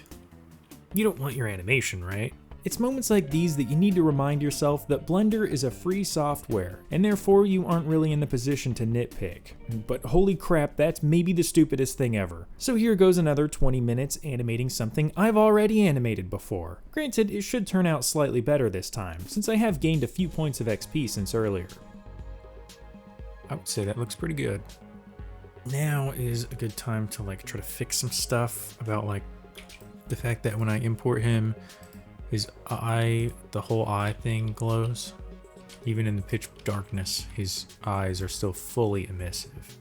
Turns out the issue there was that I was exporting without a black background, so the background must have defaulted to white, because now it works as intended. Now I can make the idle animation so he doesn't just pause his walking when you stand still. After importing the model, I noticed there was some weird shading going on, so I re-exported and made sure to check the Apply Modifiers box this time. This applied the shading properly, and the idle animation is in here too now, so let's get it plugged into the script. Let's play idle. Okay, see if that works. Yeah. I even tied the walk animation speed to the movement speed, which looks pretty good. I love those kinds of small, easy changes that end up making a big visual difference. And to make sure you can't slowly sprint, I put a speed limit that you need to stay above to start sprinting or stay sprinting. So now, while holding the sprint button, you also need to hold the stick all the way forward to be sprinting. Along with these little bonus features, there's a big handful of bugs that I need to fix. Oh, you can sprint while diving. That's interesting. It kind of gets you out of the sprint, out of the dive faster. See that? Yes, I'm inventing speedrunning strats out of these glitches instead of fixing them. But how else can I address the issue if I don't fully understand it? But for real though, some of these glitches could end up coming back as polished features. You never know. Now that we've made some significant changes, I'll update my project in the GitHub version control, which is something I set up not long ago, and could end up being a real lifesaver. The next thing I want to tackle is the introduction of a state machine to my player script. I would explain what that means, but I'm not sure I know either. So, okay, I had some kind of an idea with this whole state thing. The main issue was making it a string when I should have made it an enumerator. I looked at a tutorial on this a little bit, like a website tutorial. I was starting to understand it, I think. Basically, the idea is I have all of these like booleans that I need to keep everywhere, like sprinting, sliding, diving, and I need to, for every single time I want to activate like a jump or something like that, or like a dive, I need to check like everything every time I want to do anything, and creates like a web that's really not that nice. So the better thing to do would be to just simply check if I'm in the right state. And then I can have all of basically the state machine, I can have separately in its own function. So I had a few ideas of how I might do this. One of them is to just basically comment the whole script out and rebuild it. And the other is to like patchwork everything. The thing about patchworking it is I'm worried I'll miss things and it'll start to become a mess and I won't know what stuff I've fixed and what stuff I haven't fixed. So part of me is thinking rebuilding it from the ground up will be cleaner and easier to make sure everything runs smoothly. While I wasn't able to figure out that basic bit of English, I did get the movement conditions commented out. Now I can go back to that website I found and read through the specifics of how you set this thing up. The main issue with my previous system was that I had to change almost every ability's code each time I wanted to make a new ability. It was creating a confusing web of dependencies and conditions that I'd rather not be working in. With this system, I can at least keep those changing conditions separate and more manageable. So I've got to set up the state machine process that will get the states in and process them, which made me realize I had been setting the whole thing up backwards. Okay, the way they have it set up is not how I would set it up. They have it backwards, where they're checking for states. Oh man, I might have set it up backwards. Luckily, that just meant moving everything up in the physics process down to the state process. So that's where you have the information needed to make the states perform their actions properly within their own contexts. And then physics process is where we get the physics things that are happening and tell it what state it should be in based off of what's happening every frame. And then this is where it uses that information to drive the character's movement and actions. So the physics process will be checking if the player should be in this state or that state, and state process will change properties and perform actions like animations while the player is in those states. Although I did find that there were some times it made more sense to move part of a function out of state process and just do it in physics process when changing the state. But as you can see, the sprint is pretty darn screwed up. That's going to happen to most of these animations, because I'm having to set them all up again and declare conditions that don't overlap. And in this case, the walk and sprint states are constantly replacing each other, because they're both able to be true at the same time. Yep, now the animation works because I'm not randomly every frame having to walk and then resprint. States.crouching. So this is saying if you're not moving, you should be idle, but that's not true. If state not equal states.crouching, and there might be other situations where you're standing still but you're not idle, but crouching is the only one I can think of right now. Yeah, high jumps now. What is that bump? Something's going wrong. Oh, I can let go of sprint and bad things begin to happen. Wait, am I returning to the eye animation though from like walking? I'm just not doing the auto animation. It's him getting set to walking super fast. When I crouch, I start walking. I'm so confused. Wait, what is this? Oh my gosh. There's a line here that just asks if you're not holding sprint, then you must be walking. Now I'm idle. Okay. And does the sprinting thing still work? Yes. Okay. I'm getting this back together. I hate to show me redoing things so much. It feels like I've done this same part like 4 times this series. But hopefully, we're getting closer to a system that I can trust to not get in the way while we work on more exciting stuff. Now we need to set the diving back up again, which, unsurprisingly, was not fun or easy. Let's see if I miraculously did this first try. Well, I did mess with some stuff. What the heck? It's making me so mad. No, this shouldn't be else.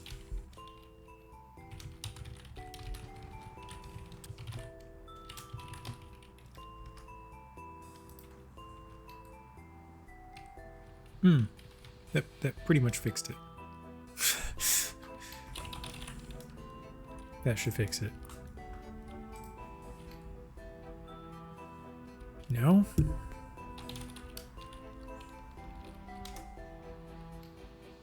That fixed it. Well, it didn't, obviously didn't fix it. It's okay, it's generally working way better now.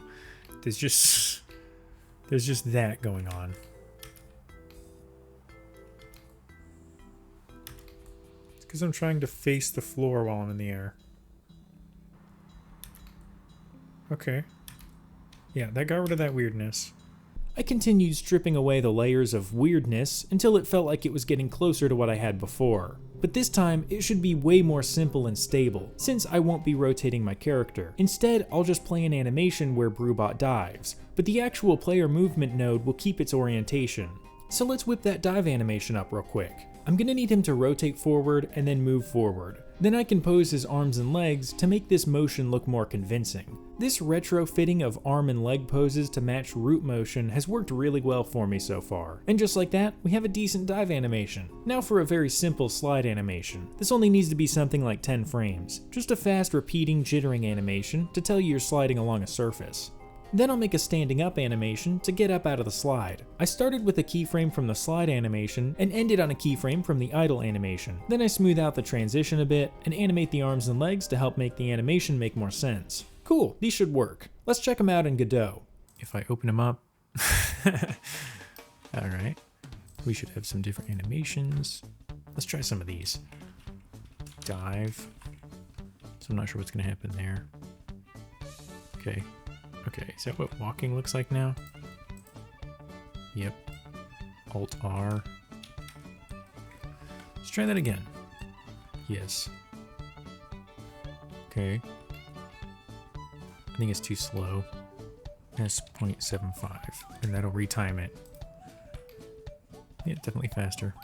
The really nice thing about having animations is that I have something to time events with. So now I can tell it to enter the sliding state once the dive animation is finished and I'm on the floor. I went ahead and made another animation, which transitions between the end of the dive and the start of the slide. This animation will play as soon as he hits the ground and blend into the looping slide animation, which was very easy to implement and I think looks pretty good. Another thing I did was make the dive happen from the direction of the camera when there's no movement input, which I think feels better. I just have a couple more animations now. One more, slow fall. I think that's pretty much it. There's a few bug fixes that I can attempt, but I'm not going to spend forever on them.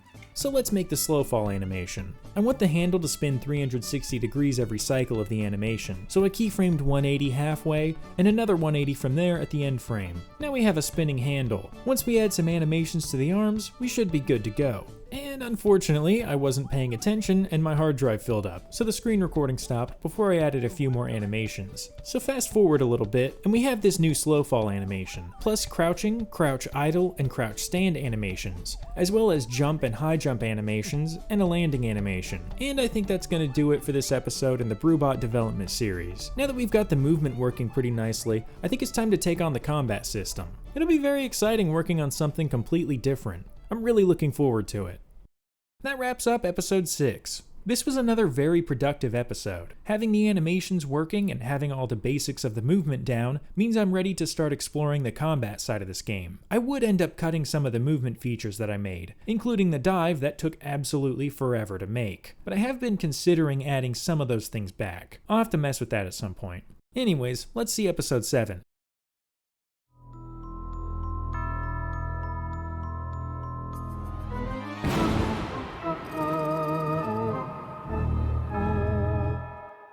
Welcome back to the Brewbot development series. Last episode, we updated our Brewbot model and made some working animations. And today, I want to finally start on the combat system. But there were a couple of changes I made before moving forward with this. I switched over to the Jolt physics engine, which should be more predictable, and I also made it so that the player can step up over small ledges. Another thing I did was simplify the movement a little bit, because it feels like there's already so much going on with the controls as it is. And for a game that's supposed to be mainly focused on combat, having that much of the controls dedicated to platforming moves seems like a bad idea. So I scrapped the dive and slow fall moves. They might come back later, but I'd rather not worry about how those moves are going to interact with all the combat code. For now, I just want a more simple set of states and conditions to worry about. Now that that's all done, I'm going to put an empty 3D node on our Brewbot character. This way, I can attach a separate combat script to it and not have to mix the combat code with the movement code.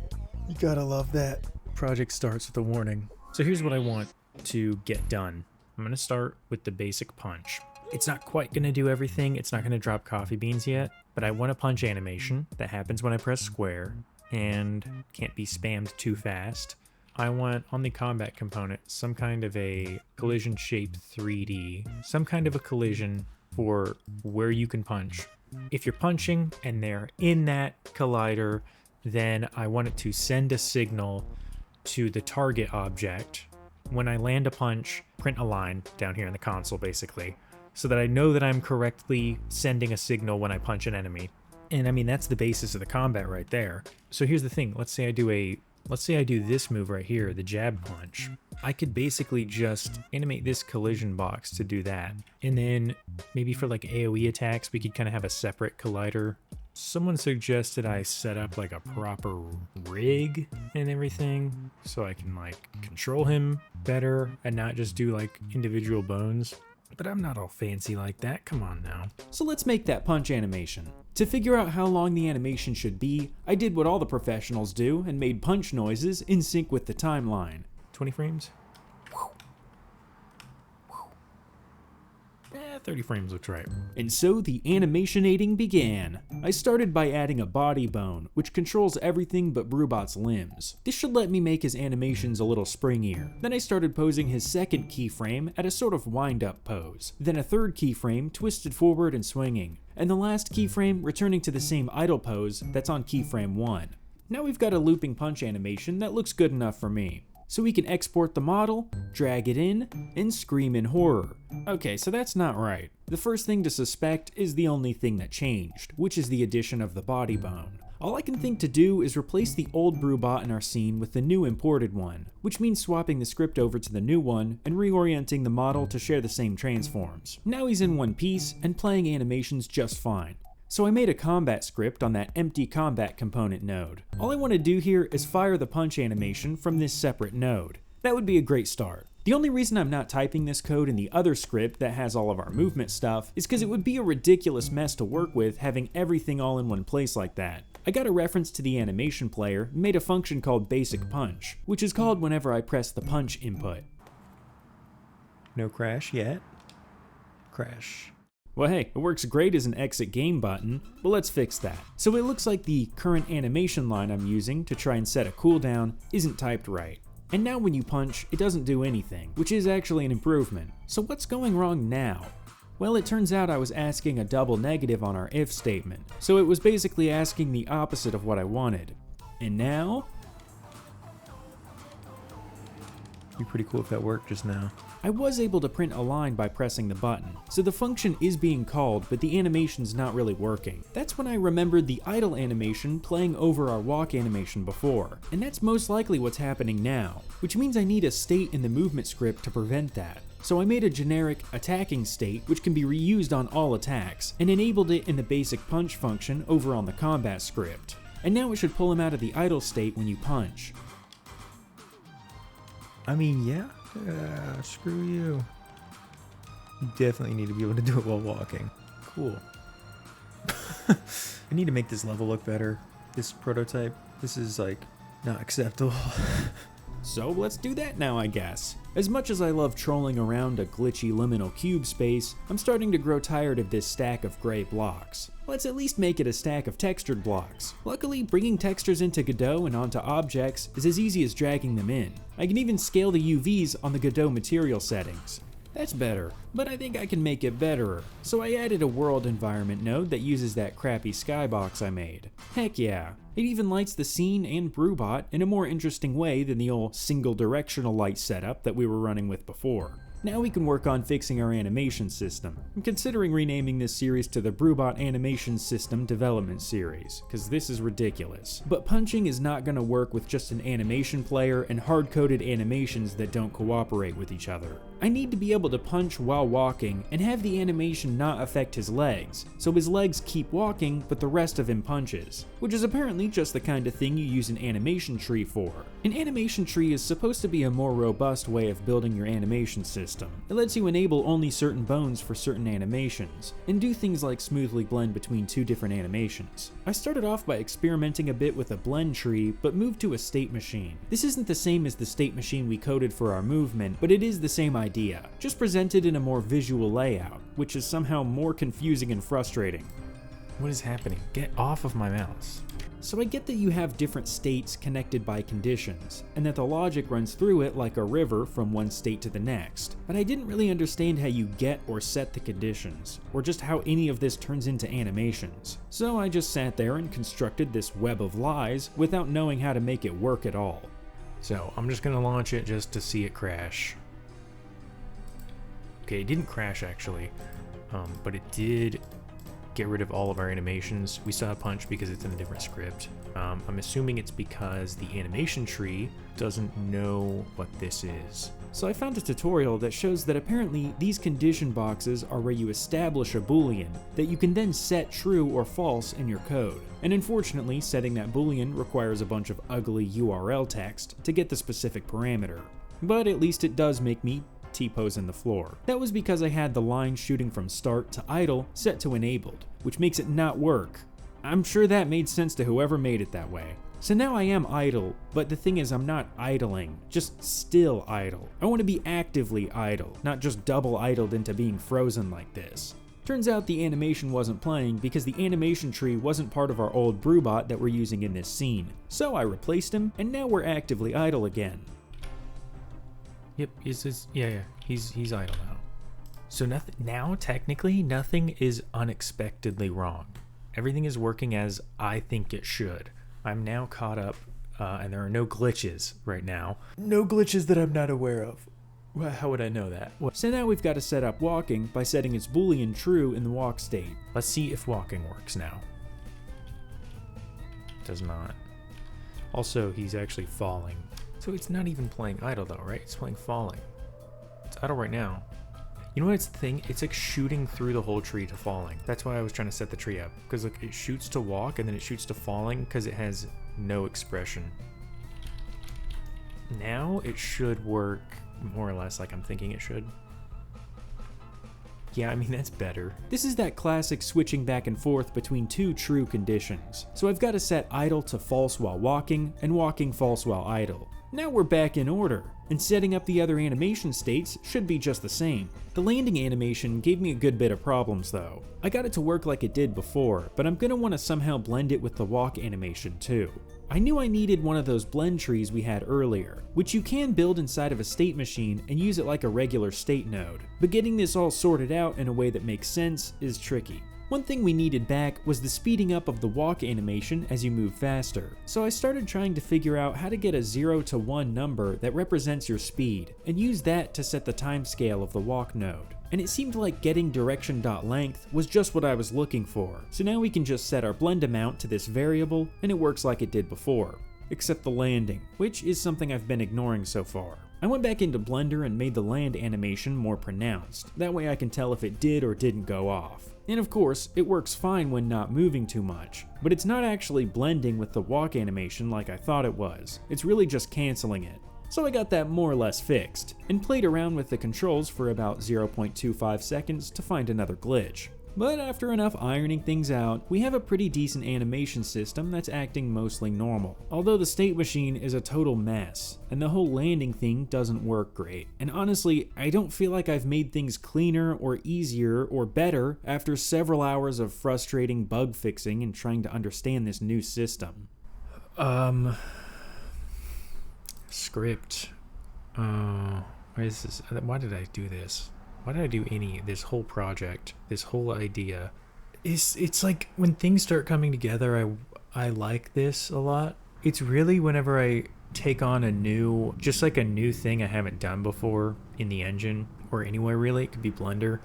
It's one thing after another and things don't get better, they just keep getting worse. Seems pretty hopeless that I'm ever going to get it together. I don't know, I'm not going to stop working on it suddenly because of the animation state machine is slightly annoying and confusing and I'm making some negative progress and Brewbot's doing whatever that is. I think I just needed to slow down and do some research before continuing, because after watching a really good tutorial, I felt like I knew enough to give the animation tree another try. The general change I'm making here is putting more actions together in a central blend tree node.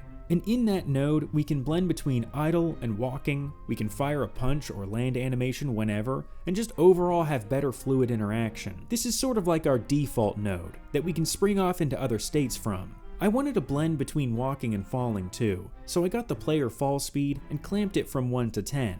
Then I set that number divided by 10 to the animation blend, which kinda works but might need some tuning. So I set the clamp a little bit tighter so the blend happens faster.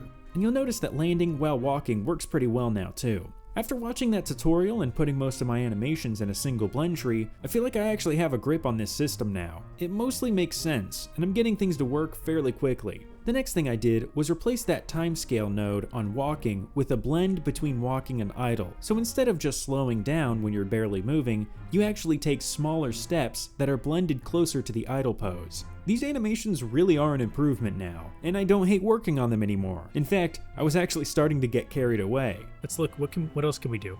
Or is that the goal, for me to just keep making animation system better? No. The goal is for me to add combat. So let's do that. First of all, we do have one animation thing we need. Punch. Let's go to this animation tree. That's probably going to be in walk as a one-shot. And then if we have some walk happening, that's too much. There's never that much walk. Okay, so if I'm walking and I fire, look at that. Let's not do root motion. There we, maybe? It kind of snaps back too quick. So let's do some fade out time of like 0.1. Yeah, boom. But now we should be able to call that one shot down here in basic punch. Equals 1. Let's try that. Yes. Okay, I need a cooldown. So I went ahead and put the punch on a cooldown using a timer function, and I turned Brewbot into his own scene, which is what someone had suggested before in a comment. This should make managing and updating him a lot easier. Okay, now we can actually, for real, finally start on the combat. I started by making our enemy. I made him out of a character 3D node. I thought about using a rigid body 3D, but that's probably going to lead to weird physics stuff happening when he interacts with the player. Then I attached a script to it that uses the movement template, which has gravity built in already. Then I went back over to the combat component script and got a reference to the punch collider. I'm going to have to figure out how to scan this box collider for an enemy during the basic punch function, but since the collider didn't have the right function, I tried referencing the area 3D, and now we have this get overlapping bodies option, which sounds exactly like what we're looking for. Let's print out the results and see what comes up. Well, it looks like I'm punching myself. So let's move this punch collider out away from our character a little bit. So now it's only returning text when I punch an object, in which case it returns some kind of a reference to the object. But I actually only want it to return this ID if I hit an enemy. I think these collision layers are the right thing to use here. I think it's kinda like changing to a different walkie-talkie channel. So now I have to figure out how to get the object with that ID and send code to it. Or at least that was my first way of thinking about this. Until I found this tutorial about signals, which are exactly what I need. Instead of getting the object with the ID, I'll just use the combat component to send a signal that only enemies are programmed to receive on their own script. Then, in that enemy script, I can connect the signal to a function, which plays when the signal is received. That's where the enemy can go through with the process of getting punched. But testing it out by trying to print the text "ouch" in the console, it doesn't seem to be receiving the signal, which was actually because I need a direct reference to the object that's sending the signal, which is the combat component in this case. Yeah. It worked. Heck yeah. So now I could deliver damage, right? Let's say 10.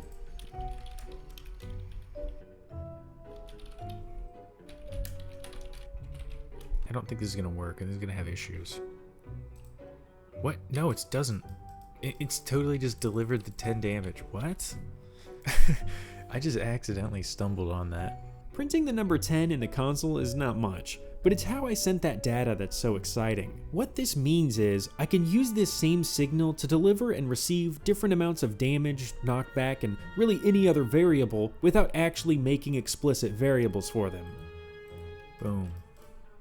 Crazy. Crazy. I have that set up and I kind of understand it and it's kind of simple. I like this. This is fun. This is a great change of pace. So, we successfully are punching a square. So we can make it like where he runs out of health, he dies. We might need to deliver more than just damage, because we also need to deliver knockback, right? So that certain attacks can hit harder, knock back further. I don't know if you can take two numbers in on a function, can you? Like if I did another, can I do another knock back in? Yeah, it's okay with that. So now we'll print health points, knocked back. Let's go back to combat. In the signal, we'll send another knockback. And then we'll send it with 10 and 1, maybe? And on test enemy, on test enemy, we'll make sure it's afloat, and we'll see how it goes. Yes, it works. So now, the way I have it set up, I don't have to have the variable itself explicitly contain a set value and then make a bunch of variables. I get to send those variables in the signal and have it react accordingly to the signal that was sent.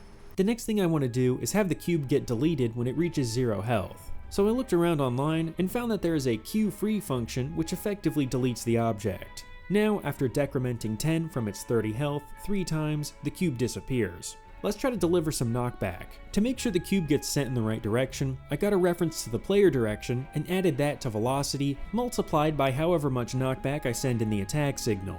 But of course, this didn't just work right out the gate. It took quite a bit of experimentation. Just like with the dive ability, working with these vectors and velocities can be really confusing. Oh, it might be working now. Yes! Now we need to lower this number. What does 2 look like? I think I want more reach on the punch, which is luckily very easy to fix. All I have to do is grab this, give it more reach. That might be too OP.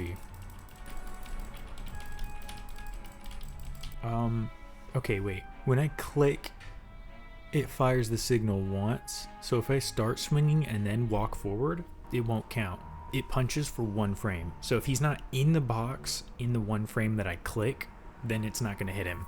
If I'm facing away and I click and then turn to him, it doesn't work, but it really should.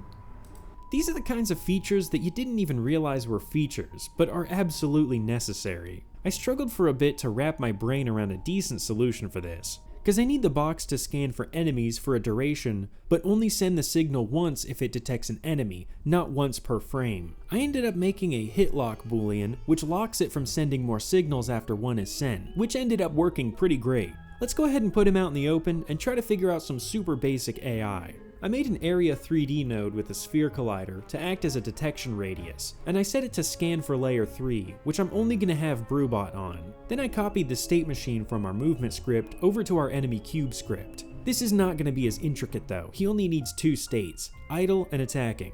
Then I can make an if statement on the idle state, which basically just tells him to slow down to a halt. It's just the deceleration bit from the default movement script. And I need another statement on the attacking state that somehow moves him towards you. Then I can set the states by scanning the aggro radius for the player. If it finds the player, it's attacking. Otherwise, it's idle. He should go near me now if I get near him.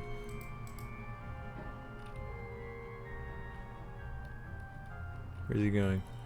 Okay, so something's wrong. I think this really goes to show that I still have no idea how to use the script to make things move. I tried using lerp or linear interpolate, which gradually slides from one value to the next, which worked, but not so gradually. So I nerfed his movement speed a little bit, and I think this is pretty much what I wanted. He even stops chasing you if you leave the bubble, but everything goes wrong when you punch him. He drifts away for a second and then gets an offset and can no longer follow you properly. I couldn't quite find this specific case online, so I figured I'd try asking ChatGPT and just see what it gave me. And it printed out a whole freaking walkthrough on each and every mistake I've ever made in my entire life. But in there was some good stuff about not using lerp for this specific situation, since it doesn't mix well with other velocity changes. So I made a few of the changes that it suggested, replacing lerp with a more direct method, establishing some new variables, and using those variables in some new statements. All of this to basically pause his movement when he gets punched, to let him feel the knockback, and then resume chasing when the knockback is over. And testing it out, that's exactly what doesn't happen. So I turned this weird knockback velocity variable into just normal velocity, and now it works correctly. Even though it did require some modifications, ChatGPT's suggestions were actually really helpful. And it gave me so much, I don't think I'll really need to ask it anything else. I think this has pretty much got everything I need for GD script. I also set up a line that uses the look at function to keep the enemy facing the player.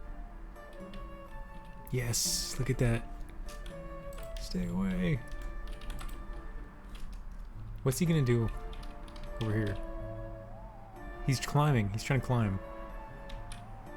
And it's kind of working.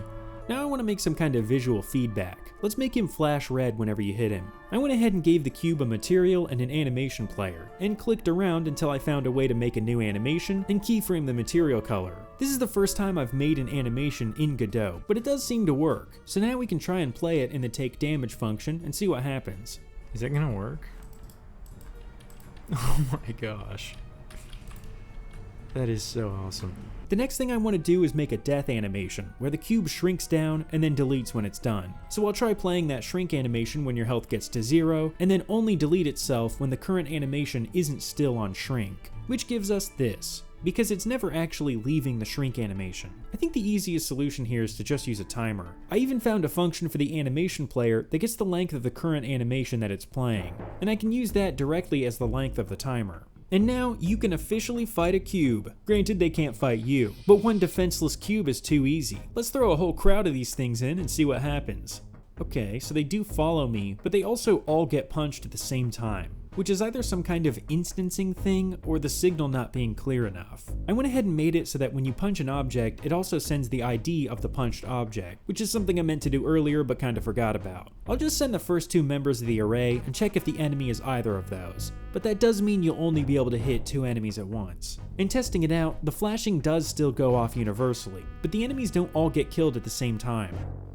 Maybe it's the animation or the material or something. At this point, I knew that I had fixed something by making the signal clearer, but I knew that there was also something going wrong with the animation or maybe the material. And after looking online, I found that there's a checkbox to make the material local to the scene, so that way the animation won't change the root material that they all use, but instead each individual instance of that material. And that did the trick. Having this set up is a really good feeling. Adding new features and attacks should be pretty simple with how it's all set up, but we have a couple more issues to fix, like all of the cubes just clipping into each other. So I turned on Collision Mask 2, and that seemed to work. Now, they not only show up on layer 2, but also affect other things on layer 2, like each other. That's when I also realized there is a way I can make more than 2 enemies be hit at once. Wait, all I have to do to make more than just 2 enemies be able to be hit is in combat, instead of sending ID and ID2, targets. And then all I have to send is the whole punched list. And then on enemy, I just have to check punched array if punched dot has self. Yeah.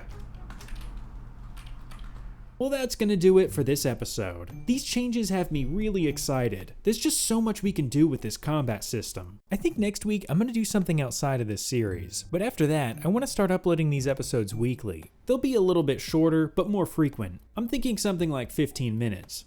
Video length, not upload frequency. Maybe someday we'll have 15-minutely uploads. And that's episode 7. Like I said at the end there, I switched to a weekly video format after this one, so the episodes are gonna start getting shorter. I had kinda always wanted to do this series weekly, so people could feel like it was active and there were always new releases coming out. But it did restrict me a good bit. I don't really get to go in detail on how anything works, and I can only work on the game for 2 or 3 days before moving on to the editing. After the next few episodes, I would realize that the series won't really work the way that I'm wanting to in this format. But of course, I did enjoy uploading the weekly series still, and for how few hours I was working on the game compared to editing, I was actually making pretty good progress. Let's check out episode 8.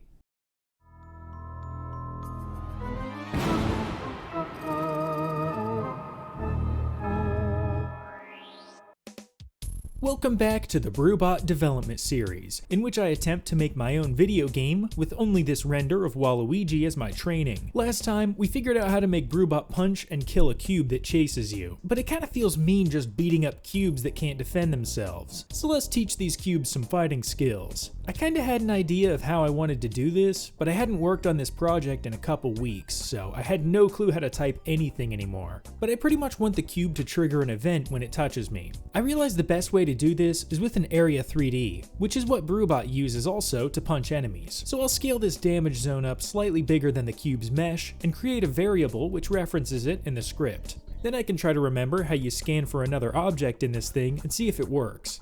Well, it's picking up Brewbot as well as the floor, so it's kinda working. I should be able to make this more specific by only having it print if the results contain the player. And after getting hit, we've got only Brewbot being printed, which means now we have a condition for when the cube should hit you. So now, in that condition, I want to send a signal. But remember, I hadn't worked on this in a couple weeks, so I set it up completely backwards. But I did come to my senses and establish this new hurt player signal on the enemy's script, including variables like damage, knockback, and enemy. Then, under that hit condition, I can emit the hurt player signal and include values for those variables. I made a hitbox on BrewBot as well, which is actually what's going to scan for the enemy rather than the other way around. I also learned that you can color these collision boxes, so I sort of color-coded them. Then I made a variable to reference this new hitbox on BrewBot, which I've confusingly named Enemy Zone. And I made an if statement which scans for enemies and prints them in the console, which does indeed work. But this ain't no text-based crap, we gotta make stuff happen now. I want to track who hit me, so I made a variable for the attacker. This should come in handy for receiving that signal we made, since you need to identify who it's coming from in this script. And I went ahead and left a comment over the code to keep things clear and readable.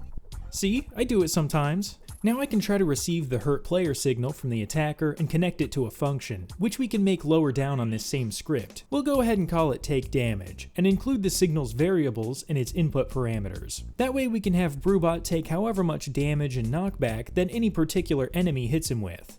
Let's try and print the enemy variable and see what happens. If this prints, it means a whole lot of new stuff just worked at once.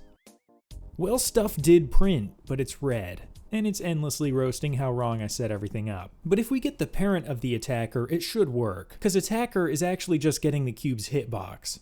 And there we go, it prints. And you know what? I'll take the errors too. I think they're pretty funny. Basically, these errors are saying that I shouldn't try to connect the signal every single frame that I'm being hit, since it's already been connected. So I somehow need to stop it from spamming that line over and over, which means throwing a bunch of variables and weird booleans around, which pretty much act as a tactically placed wrench in the gears. And now the error log finally stops whining. So now we can figure out what to do about the whole getting hit 200 times in a matter of seconds thing. I made a timer in the take damage function and a new invulnerable duration variable which it's going to use as its duration, which is pretty much like iframes between getting the crap kicked out of you. And I can make this function only be called when the getting hit variable has been reset, which it will be at the end of the timer. The enemy should also take 10 health away when it hits me, and I have my HP printing in the console, which doesn't work. And then it does, and he hit me 55 times. I think it's safe to say that the timer isn't working. So I messed around with that getting hit boolean a little bit more. I need to figure out exactly where it should and shouldn't be, so that once the signal gets into the function, it keeps all other signals from firing until the first one waits the timer out and flips the boolean open again. And now that it's set up in a decent configuration, the cube only hits you once every second.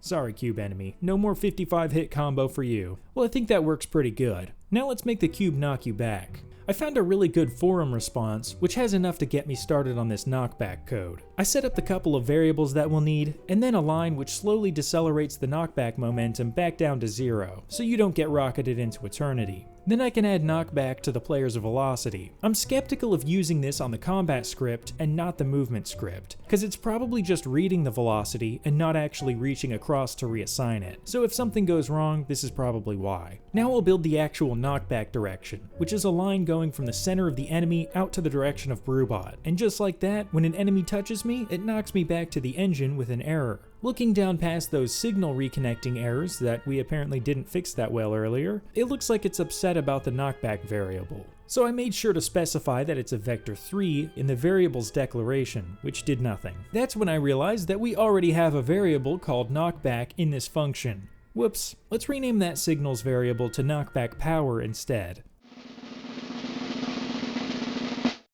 Well, I'm guessing it's the fact that we're trying to set velocity on the combat script, so I'll move that over to the movement script, which is just kind of an active modifier to velocity, so that makes it really easy to move over here. I was really disappointed that this still didn't work, but then I jumped.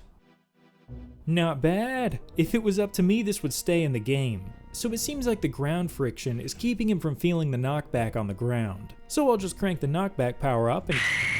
So I'll just crank the knockback power down and try it out.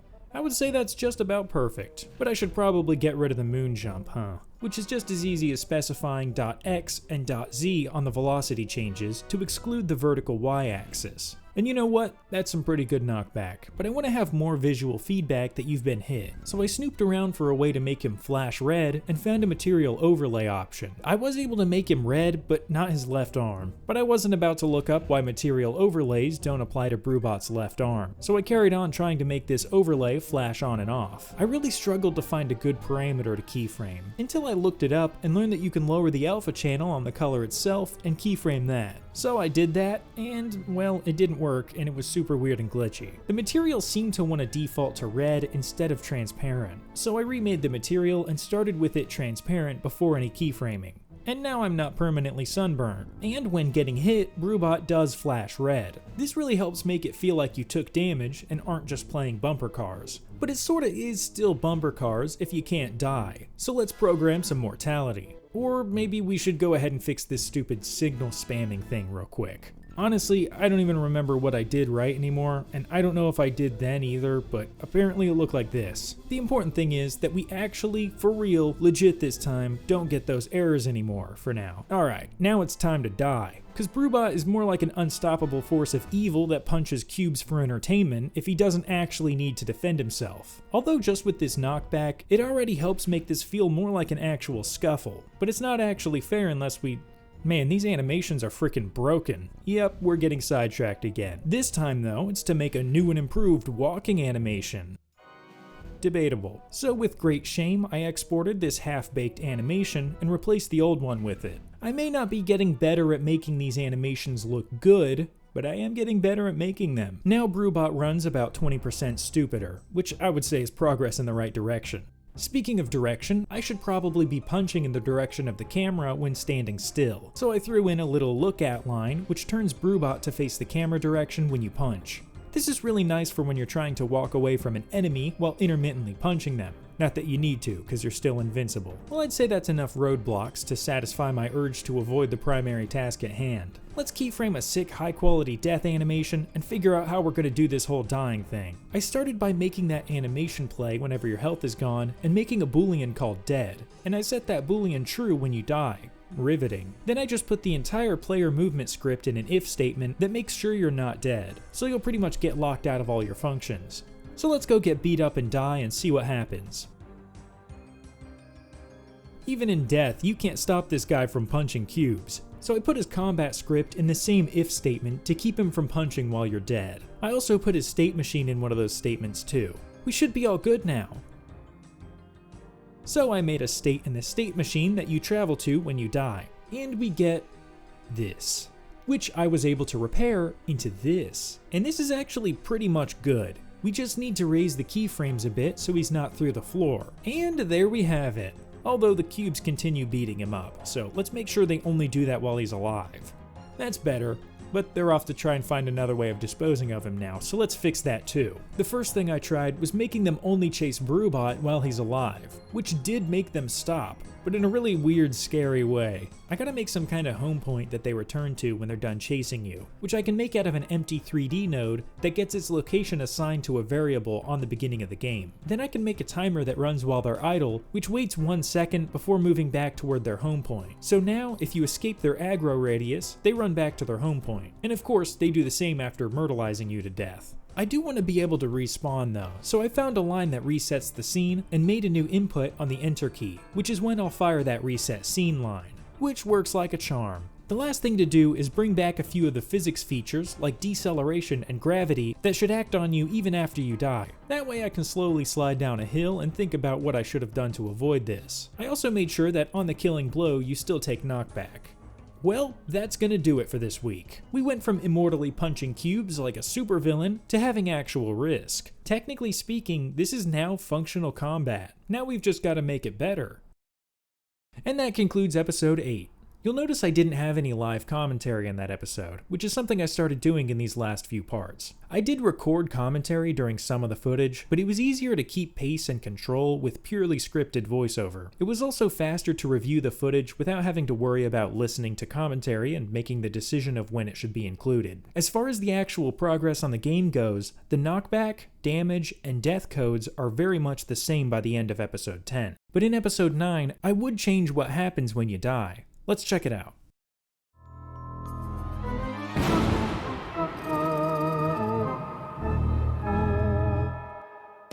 Welcome back to the BrewBot development series, in which I click on buttons until hopefully a video game happens. Last week, we improved the combat quite a bit by making BrewBot able to be damaged and killed. And this week, I want to get the combat basics completed, starting with something that one of you guys suggested, which is shrinking down the player hitbox slightly to make it feel more fair and precise. And you know what? Let's put another attempt in on that awful walk animation. Another suggestion I got last week was that I should have the arms and legs move opposite to each other, which should be easy enough to fix.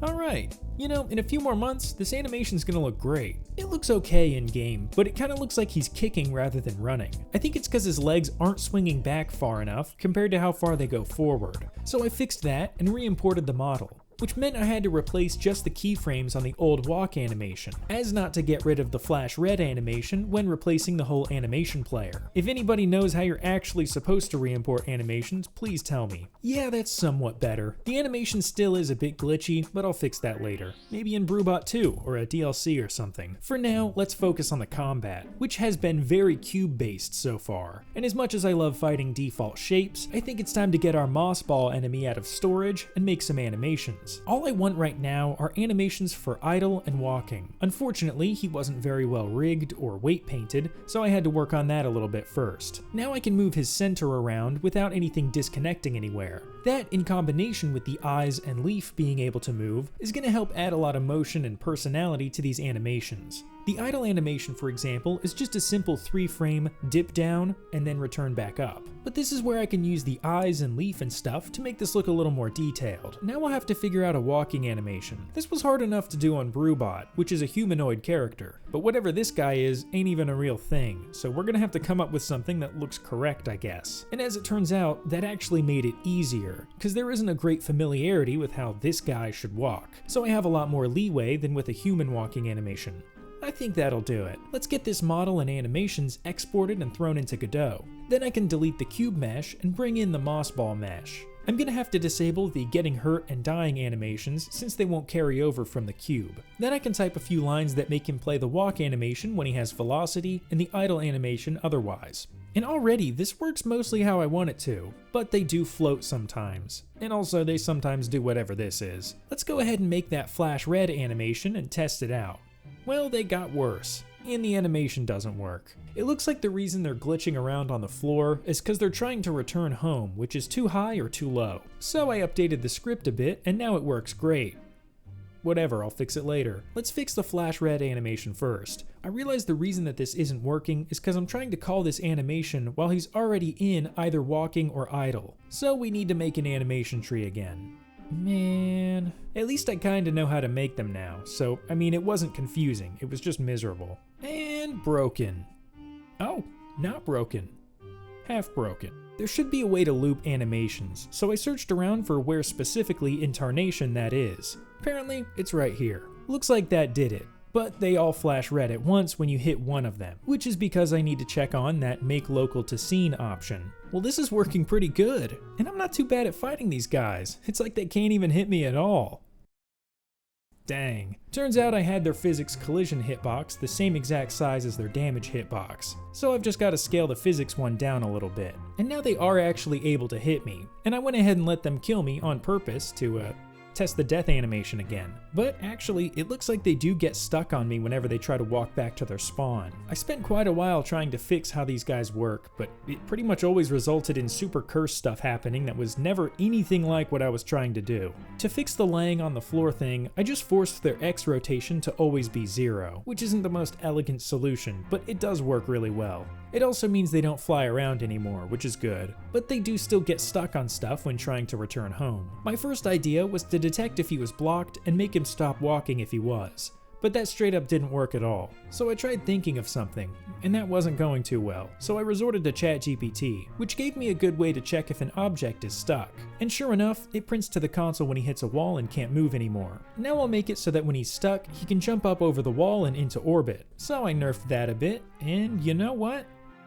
He won't stop jumping. Also, when they return home, they do this weird jellyfish thing. It looks like they think they're stuck, so they start jumping. So I made them ignore the vertical Y-axis, so they're fine being above or below their home point, and that fixed it. These guys are kind of like actual enemies now. They even jump when you go near them, which I didn't program them to do, but hey, I'll take it. I think I want to nerf their jump height a little bit though, so I'll take it from 5 down to 2. But now they can't quite jump up here, so I typed some stuff that should make them jump extra high if the low jumps just aren't working. And sure enough, that's exactly what happens. Although I might want to stop them from jumping over each other while they chase you.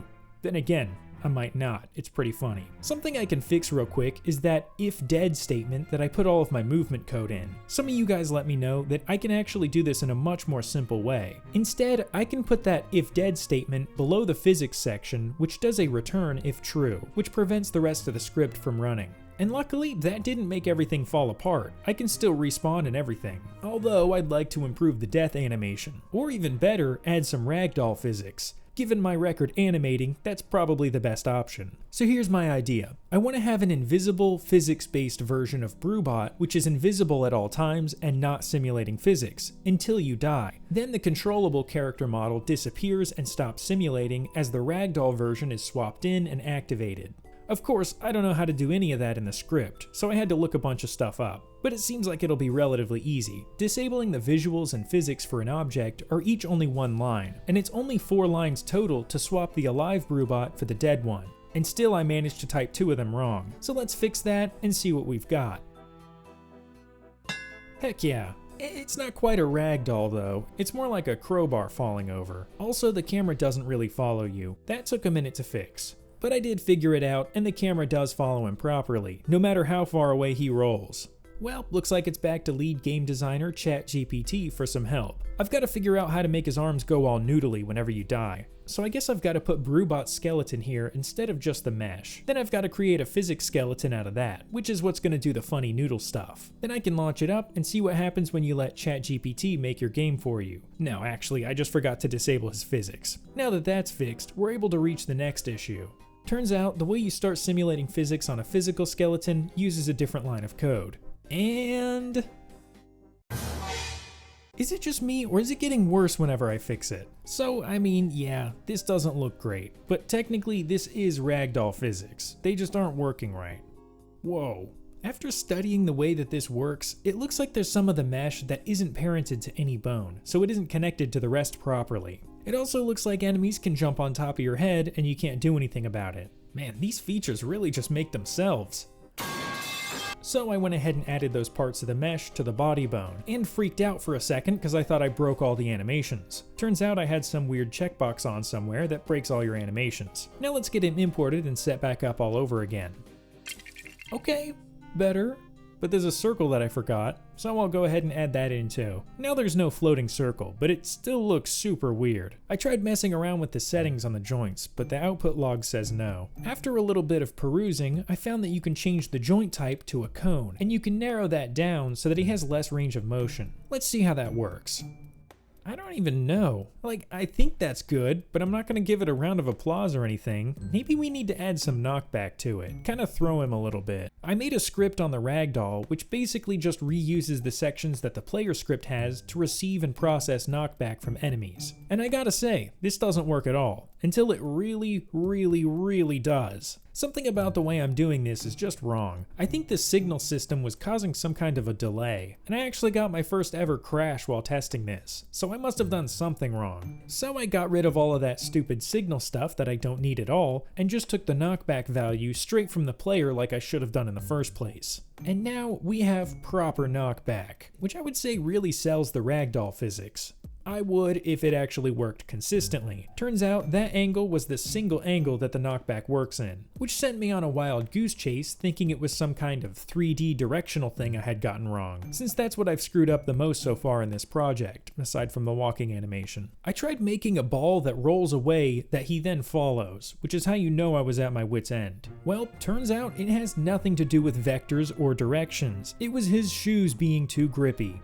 Actually, I just had to mess with the friction on some of the joints, and I got much better physics. It's not consistently predictable, but it is consistently funny. And at the end of the day, that's the whole point of having ragdoll physics like this. But there were a few times he literally flew toward the enemy instead of away, so let's see if we can do something about that. I tried adjusting the knockback angle a few degrees upward to get him up off the ground, since I think it is still some kind of ground friction thing making him glitch out. I also tried raising the ragdoll up off the ground slightly, which does help keep the direction of knockback more consistent. Well, that's working very well. Now I've got to figure out how to make fighting enemies as fun as it is to get killed by them, which is going to be pretty difficult. Well, I think that's gonna do it for this week. We got a lot done. Not only can enemies kill you, but now it's the best part of the game. I think next week I'm gonna get back into Delfino Square and see if I can't make it a little spookier. But after that, we'll get back to this, try to make the combat a little more satisfying. Maybe I'll add another attack that Brewbot can do, and get the coffee bean system working, and possibly have another jab at that walking animation, who knows. There's episode 9. The ragdolling works way better than I thought I'd be able to get it in that short of a time. It's the kind of thing that really helps me imagine how this game might look in the future. I could see all kinds of funny moments or combat scenarios ending poorly and then ragdolling in some goofy way. It's a purely visual thing, but it's crazy how much of a difference it made in the feel of the gameplay. Let's wrap things up with episode 10.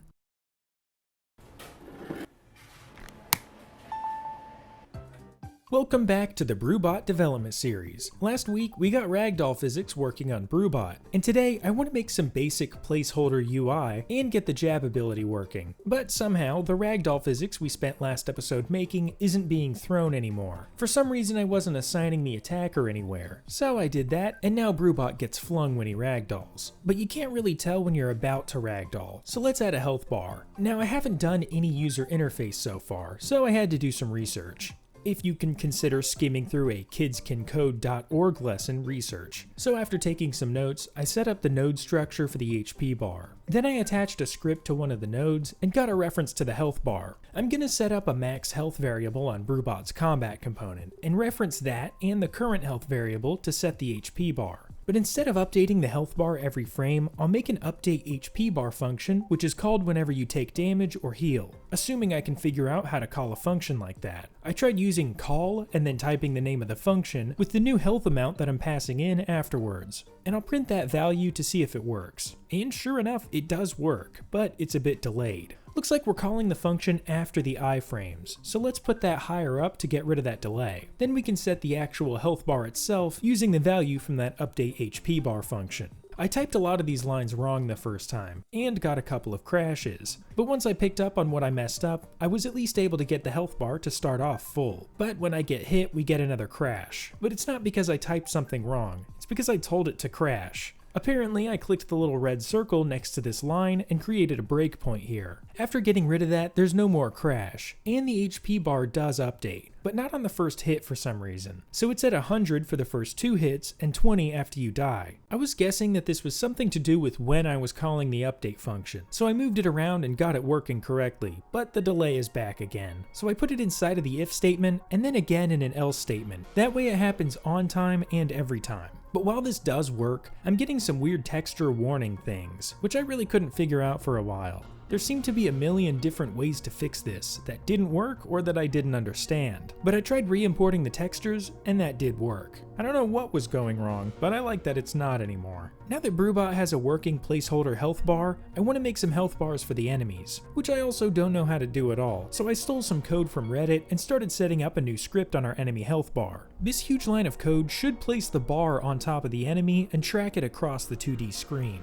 which did kinda work, but the bars do pop in at the wrong time, and there's a lot of features that I still want to add to this. But the biggest issue is the fact that my mouse just keeps stopping randomly. I kept asking ChatGPT and it would be like, oh, of course, this is what's happening. And I'd try that and it wouldn't work. And it would be like, oh, of course that didn't work because this is actually what's happening. And that went on for about an hour. I ended up completely changing how the health bars are created, making them spawn into a UI component on the level instead of being directly attached to the enemy. And while that doesn't fix the issue, I am kind of impressed that it worked at all. But then, after spending forever trying to fix this, I found a little box thing that you click that I didn't click on one of the things, and that fixed it all. I'm not sure if the new way I'm spawning the health bars has any real advantage, but it was hard to set up, so I'm leaving it. Now I'll try and make the health bars disappear when you aren't looking at them, which I clearly screwed up pretty bad. I fixed it partially, but it's gonna need some work still. So I did whatever this is, and a little bit of that, and there we have it. But there's a few more things. I want to make the bar shrink as you get further away from it, but whatever I was typing here was not going to make that happen. But then it hit me. I realized exactly how I should scale the bars up and down within a clamped range based on your distance to the enemy that it's attached to. Because I had ChatGPT open on my other monitor. So I typed what the robot told me to, and added a line that makes the bars disappear entirely when you get too far away. And now, for bare bones ugly placeholders, these work pretty nicely. I even made it so that the bars don't appear if they're at full health. That way there's not a bunch of health bars blocking everything all the time. But I guess the health bar should actually work and not just display 0%. I feel like I know what I'm doing now though. This should be more of the same, including the crashes. But overall, it went very smoothly, and really makes the combat feel better. But there was one thing I was worried about. I added a line that prints to the console every single frame that the HP bar exists, and singled out one enemy. And sure enough, it keeps printing after he dies, which means it keeps occupying some amount of memory, which is bad. That's because it's not parented to him, it's just floating around in the level. So I added a line to delete the bar just before the enemy is deleted, and now the printing stops when he dies, meaning the health bar is gone. Missing that little mistake would have made a small memory leak, at least while you're in this level. I'm sure I've missed things like that so far, or will in the future. But oh well, crappy optimization is really going to add to that AAA feel, and justify this game's $70 price tag. I went ahead and changed the name of our enemy from Test Enemy to Moss Ball, to make things official, and that officially screwed everything up. It says something about a character 3D node not being a node 3D, which I think is supposed to mean something. So I asked my faulty, confused robot companion what went wrong, and I got a lot of very confident answers that very didn't work. I sort of accidentally opened this menu that shows the users of the Mossball script, and it looks like the level is one of them. I guess I accidentally dragged that onto the level when I was trying to place an enemy. So I detached that from the script, and we're all good now. Now I want to add that whole coffee bean system. In case you missed it, I want to have coffee beans that enemies drop from being hit by your normal punch that you then use for stronger attacks. So I made a few variables for current beans, max beans, and bean gain, which I can pass through the punching functions to make the current bean count go up by bean gain when you land a hit. Then I'll print current beans to the console, and it looks like it's all working just fine. Now we need to limit the max to 10 beans. I tried making an if statement that sets current beans to 10 if it's ever over 10, which is a really stupid way to set it up, because it didn't act right at all. So instead, I'll make an update coffee beans function, just like we had for the health bar. And I can have the max bean count condition in here somewhere. I called this function from the enemy's take damage function and passed in bean gain, which it received from the attack signal. Then I made it only add the bean gain if you're under max. But I only want this to be the case when receiving beans, not spending them. Otherwise you'd get stuck at max. So I made a boolean that also gets sent over when you damage an enemy or use an ability. Then it'll increment or decrement the bean count based on if you gained or not. I started making a statement that checks if you have enough beans to use an ability, but I realized that should happen earlier than this function, so I'll just subtract the received value. And the bean count does max out at 10 now. So let's make an actual UI label just under the health bar and reference it in the combat component script. Now we should be able to set the text to whatever the coffee beans variable is during the update beans function, and it looks like that works pretty good.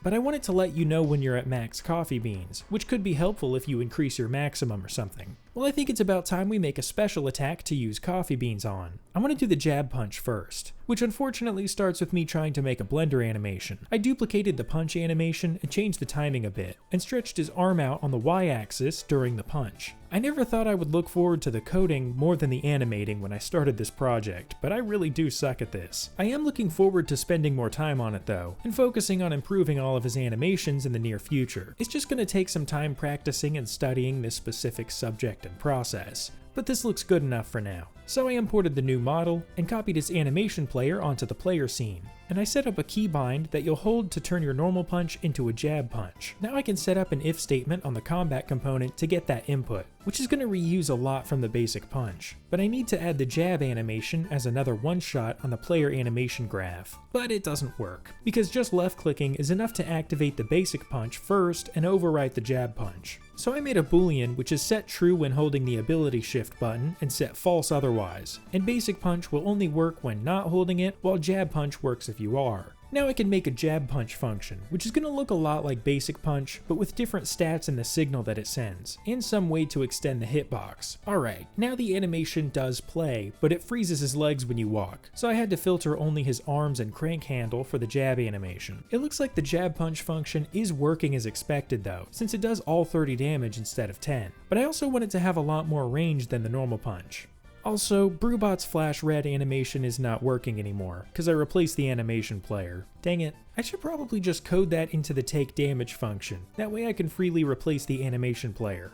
It sounds a lot easier in theory though, because I have to get the overlay material from the mesh and then access the alpha of its albedo property. And of course I typed all those lines wrong the first few times. But once it was working, I felt pretty good, because I won't have to worry about it disappearing anymore, since now it's not even an animation. Where were we? Right, Jab Punch needs a range boost, so this part took quite a long time to get right. It was easily the most difficult and frustrating update I made this week. The idea is to scale up the punch collider for a moment when you do a jab punch, and then scale it back down. And doing that's not actually that hard, but making it work in a way that's not super awful and buggy is the difficult part. I was getting this thing where the first jab punch wouldn't have the extra range, but the next attack you do does, even if it's a basic punch. I tried making this an animation on the punch collider instead of moving it through the code, because maybe that would somehow be fast enough to activate before the hit scan reads out. But of course that wasn't any better. So I punched around at the wall and printed everything out, paying attention to what was being hit and when it was being hit. I just threw a bunch of single frame delays in to try and jam it up for a second to read only after the hitbox extended. But nothing.